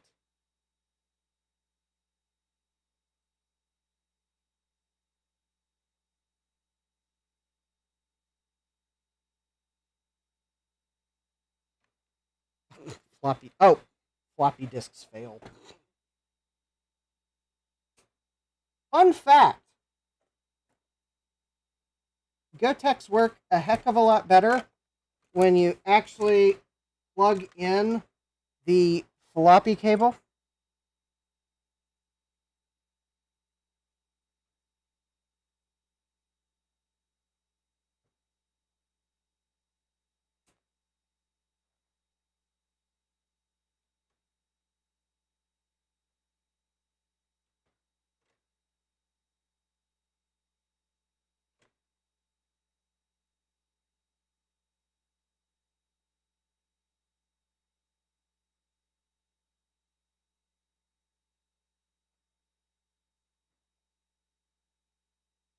All right.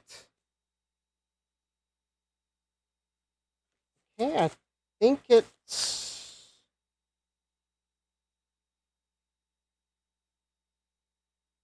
Okay.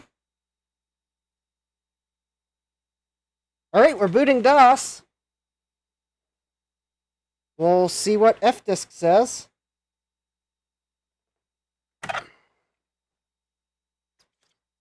It didn't complain about the hard drive not being there, so that's encouraging.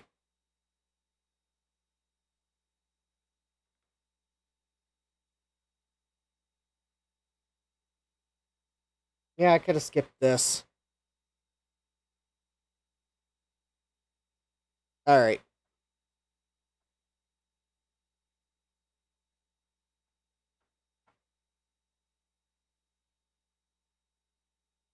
Okay, that's...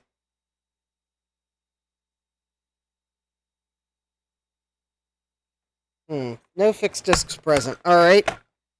Well, there's one of several possibilities. I have the IDE cable in the wrong connector.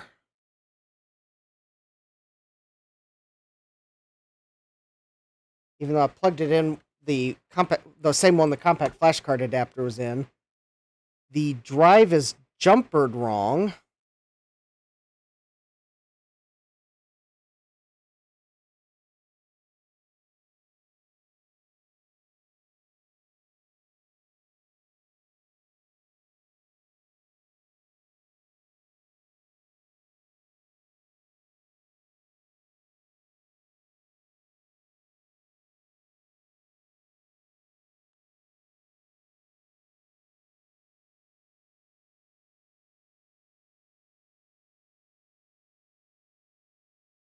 Well, that doesn't make sense. Okay, maybe I got it in the wrong port.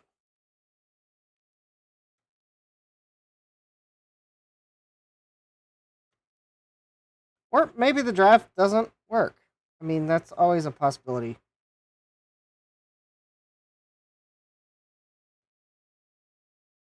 Because maybe this BIOS, if you manually configure the hard drive, maybe that suppresses errors about it.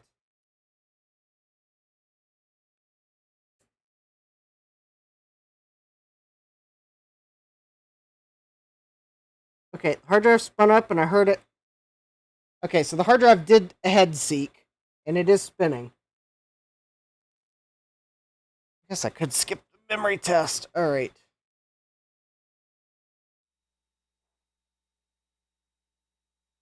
And I'll hit function 5 when it starts to boot DOS.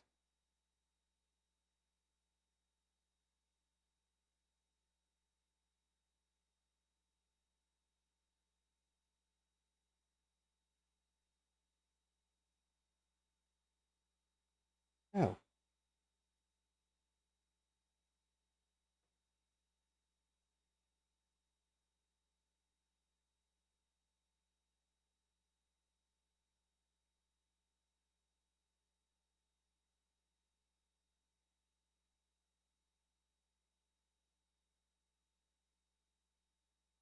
Okay.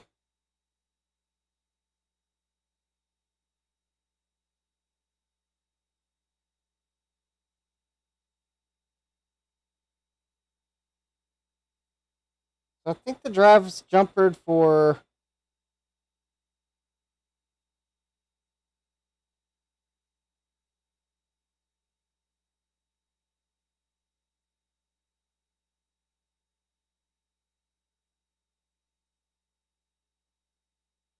Okay, I think the drive is jumpered correctly. Okay, let's see here. Will there be more Commodore or Apple? I'm sure there will be at some point soon. No fixed disks present. Bummer.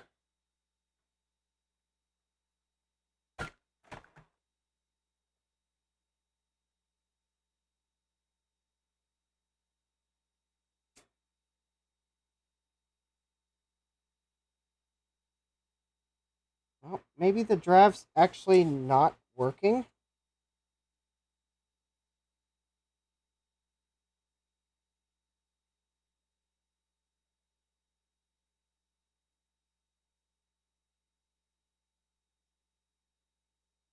All right.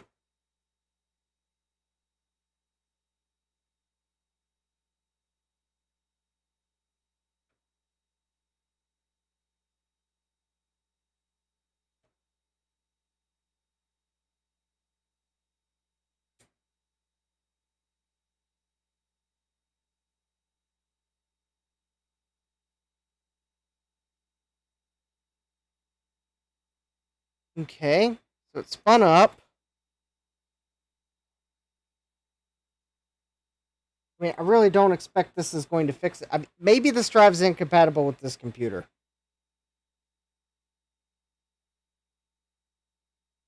Maybe this drive doesn't work. I mean,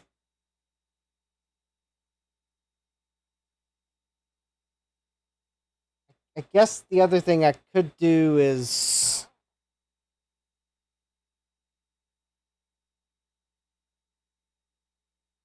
Alright, if it doesn't see it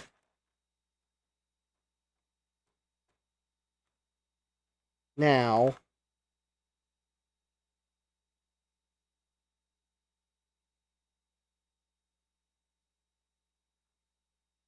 It's a Seagate ST351A/X.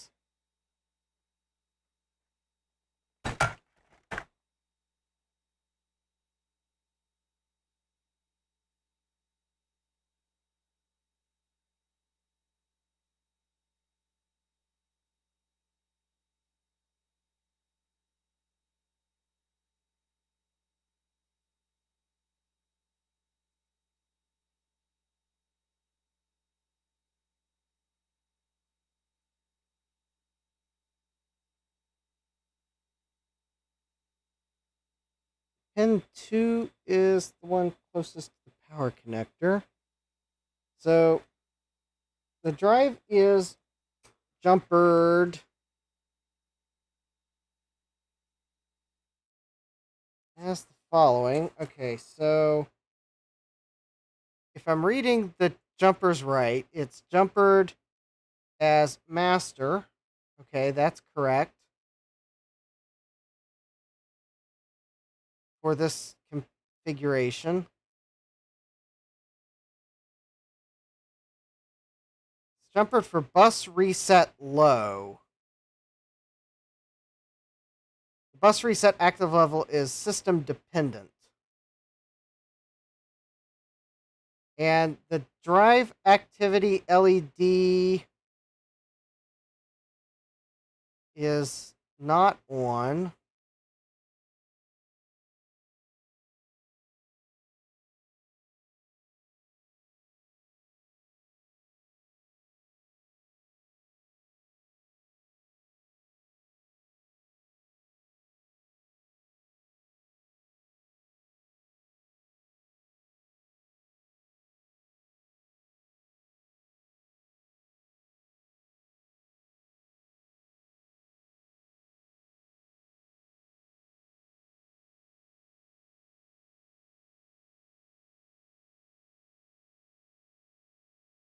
Alright, let me try setting bus reset high.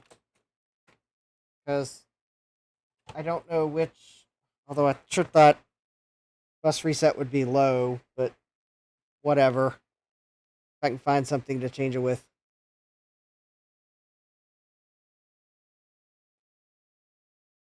It's an AT/XT drive. And I do not see a jumper for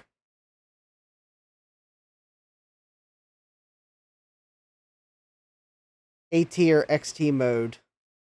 Well, anyways, that 386 board should be in AT mode as well. I mean, assuming someone didn't just jam a drive into that computer that had no business being in that computer. I mean, the thing on the computer says 40 megabyte disk. This is a 40 megabyte disk.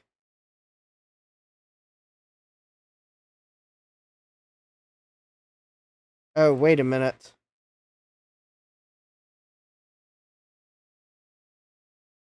Hold on. Okay, so I just found the jumpers. There is a different set of jumpers for XT mode.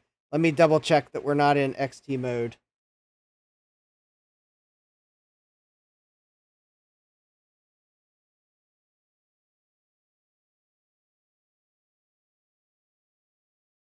Well, no wonder nothing's going to work with this drive.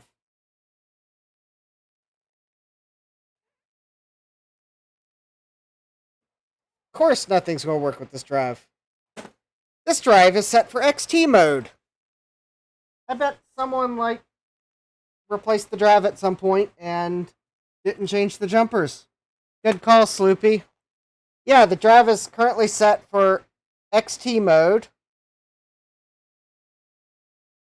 Bus reset low, which I believe is correct. And full capacity.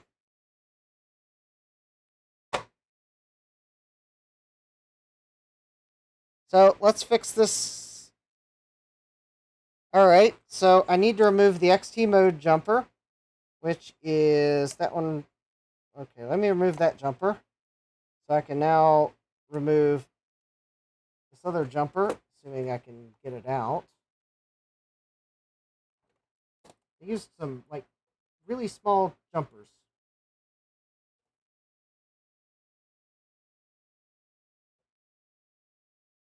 There we go. Alright, I think I got that jumper. So now it should be in AT mode. The drive is set for master, and bus reset is low.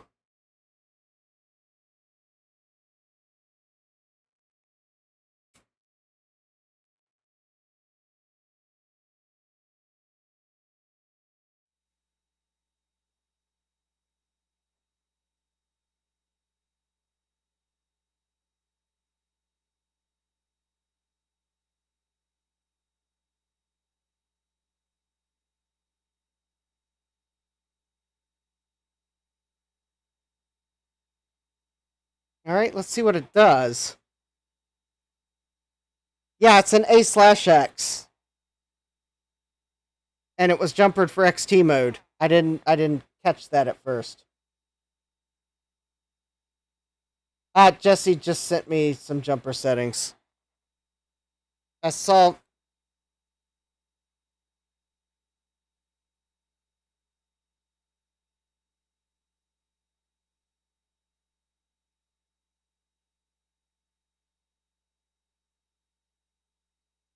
Oh, your drive doesn't match mine, Jesse. I only have a 12 pin dip settings. Mine has the 3-pin power connector, so it only has a 12-pin jumper block.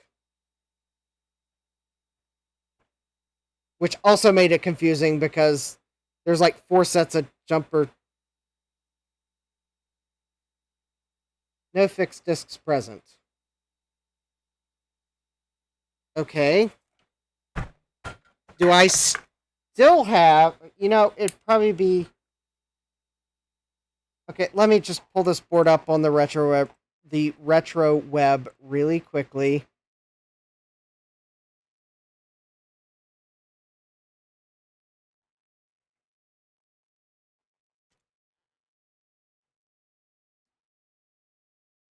Let me see what the manual says. Which IDE port is which?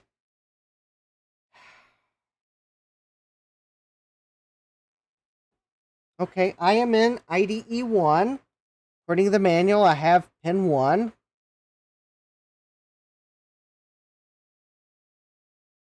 This drive may be incompatible with this IDE controller.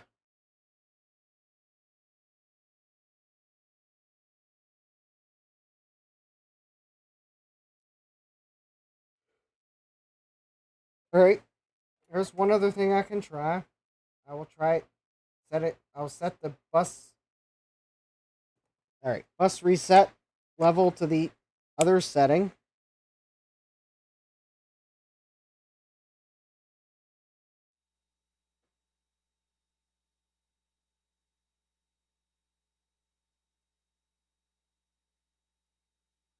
Loopy says working X drives are highly sought after.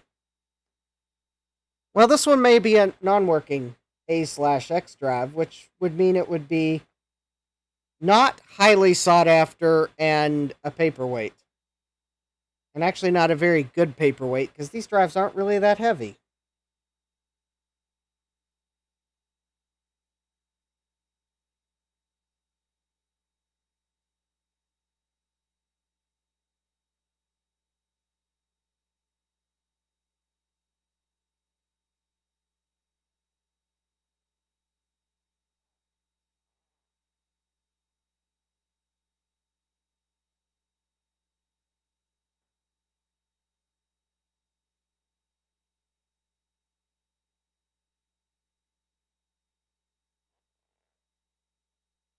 I wish I had the activity LED.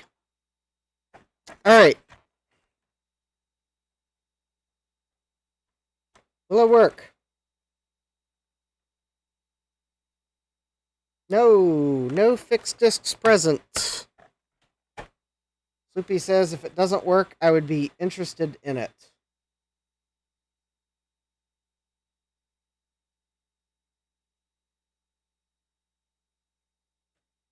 Well,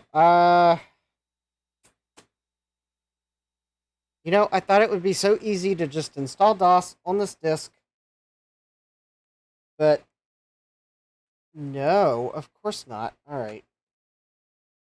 Well,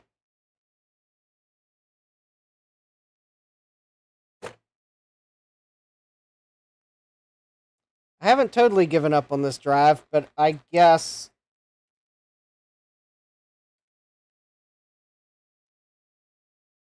Jesse's asking, are you suggesting I should lock my ST351A/X in a safe?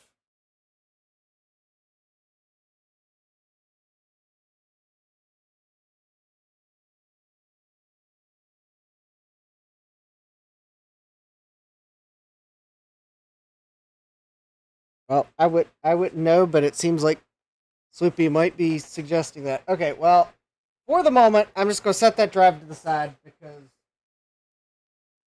reasons. All right, let me see. I think I got another smallish hard drive over here.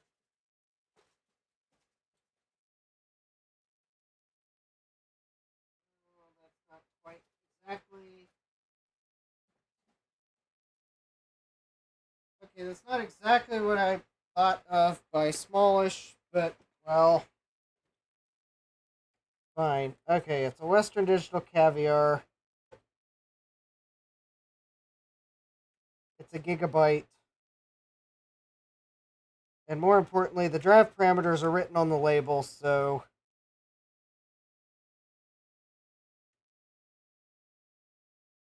2100, 1663. So that's all the more important for using with a 386 system that doesn't have auto detect.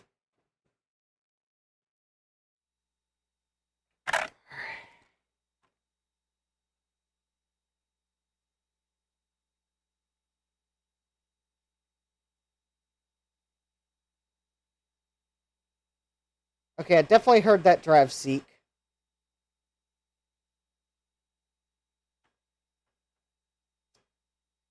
Oh. Hold please while I power cycle because The keyboard's stuck in some loop. I think I need a new AT keyboard. I mean, I got another keyboard that would work with the system, but this keyboard, if you press keys before it initializes, it, like, does weird things. All right. 2100, 16,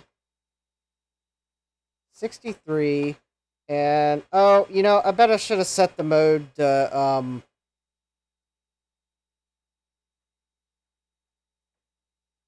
probably should have set the...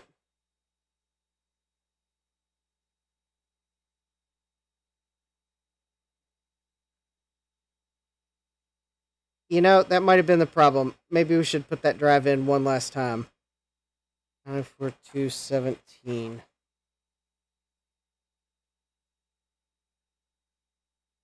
82617.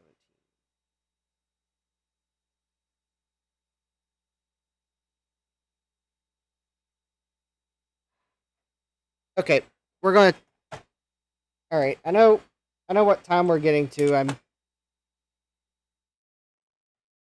just had a realization that maybe I should have set the BIOS to normal and not auto, because maybe that's why the drive's not working.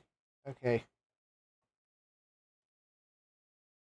So it should be in AT mode now. It should be set as master and not set to the setting where there's another drive present, because I'm not trying to daisy chain anything off of it. I doubt it would really like an optical drive off of it anyways.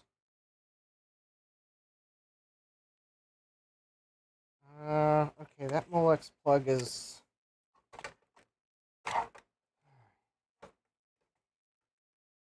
Try another Molex plug.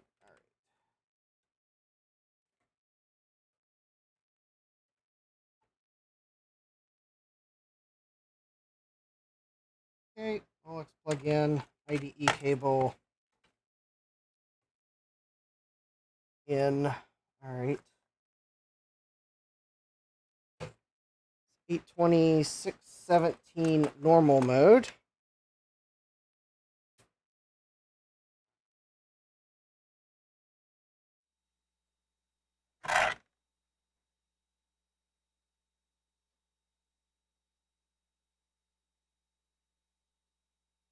Okay, there we go. Let's try this one last time. Okay, 82617. Remember that normal. It's not LBA or large, so normal.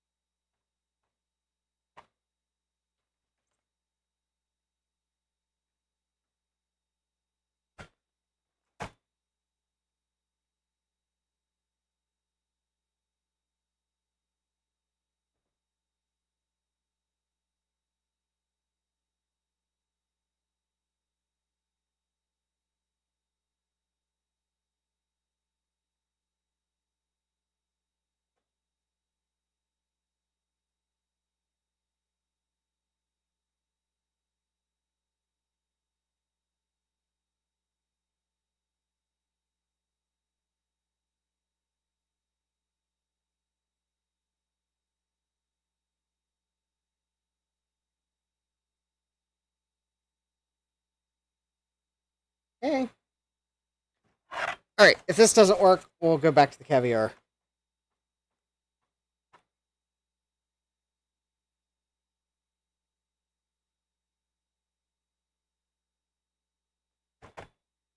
Okay, it wasn't because I set the wrong mode on the hard drive. Alright. Fine. We'll go back to the caviar.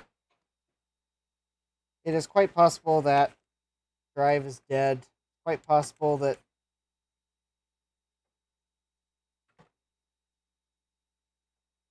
I will have to rehome it.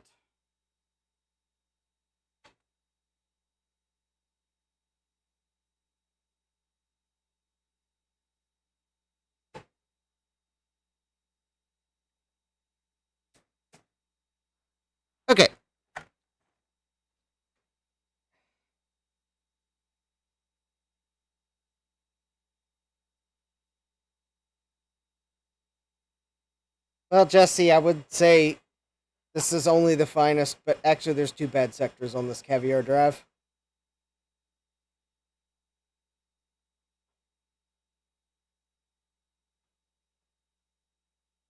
At least last time I tested it.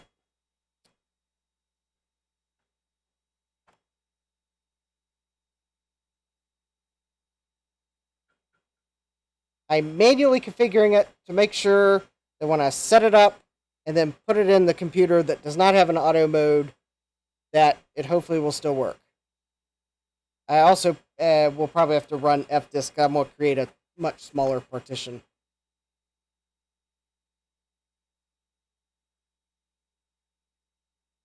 This is also the test, because if it doesn't see it configured like this, then I have something misconfigured somewhere that I don't realize.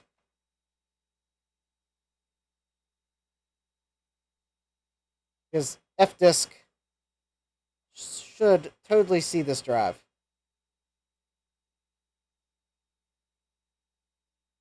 And it does. Alright.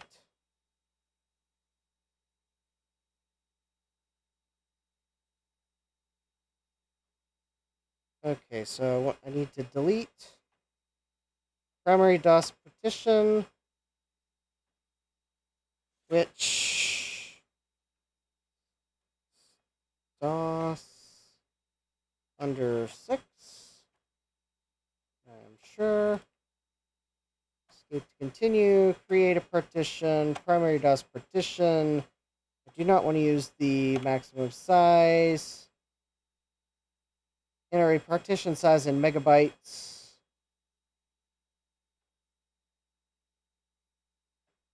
$42.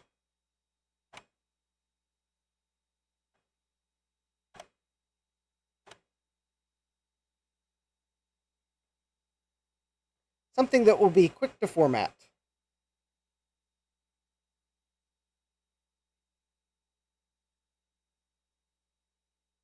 Obviously, if I get things working, I can reevaluate which drives in this computer, because a gigabyte might be too big for it. But at least with a 40 megabyte partition, things should work, even if the drive's bigger than the BIOS of that computer wants.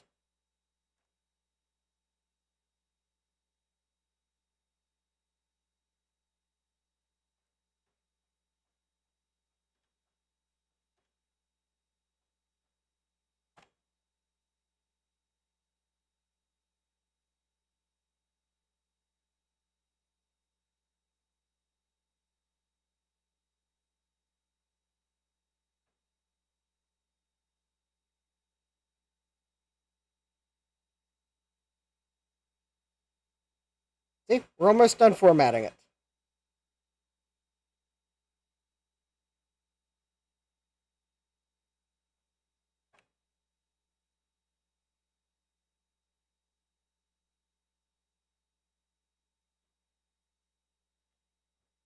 In case I ever forget what color the feet are on the case.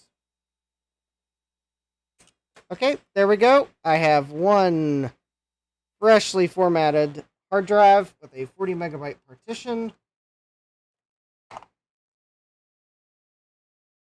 So we will put that in the KLH Champion. This will be like the last thing I do before I end the stream. We are going to see if it will boot from that hard drive. There's a chance it might, because it wasn't complaining about the other hard drive, although that other hard drive was misconfigured. Kind of partly has me wondering if that 386 system has an XT IDE interface, which would be totally weird.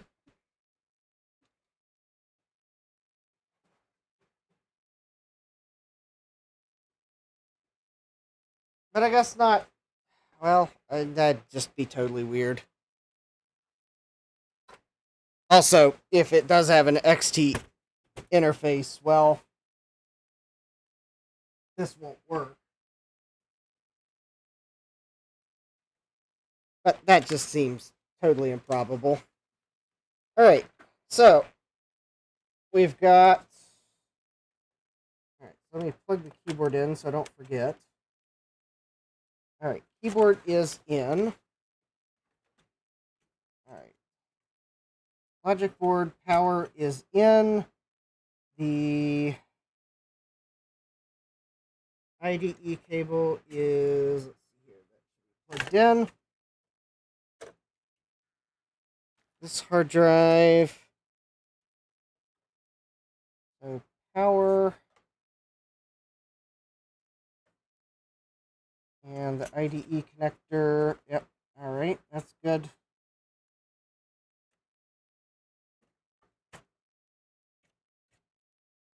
Okay, there we go. And there's the power and video. And we got keyboard.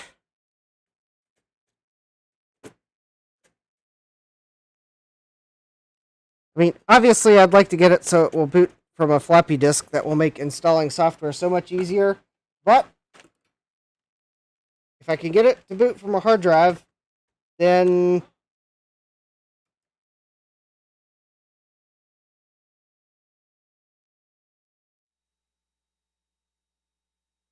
well, that would mean we might just be fighting a floppy controller problem. Alright, F2 for setup.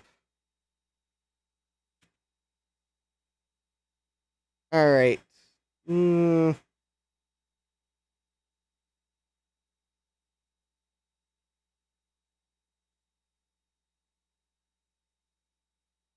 fine. Okay, I don't have a diskette installed. Hard disk is...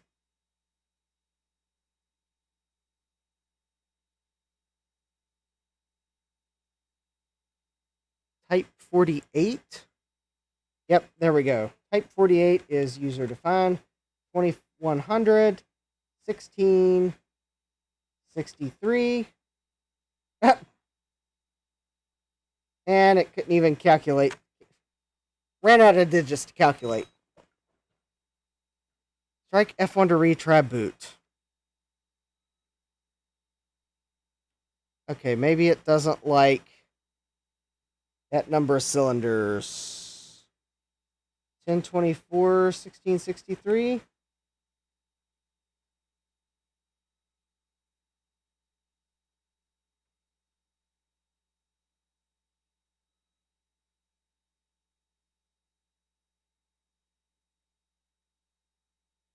Okay.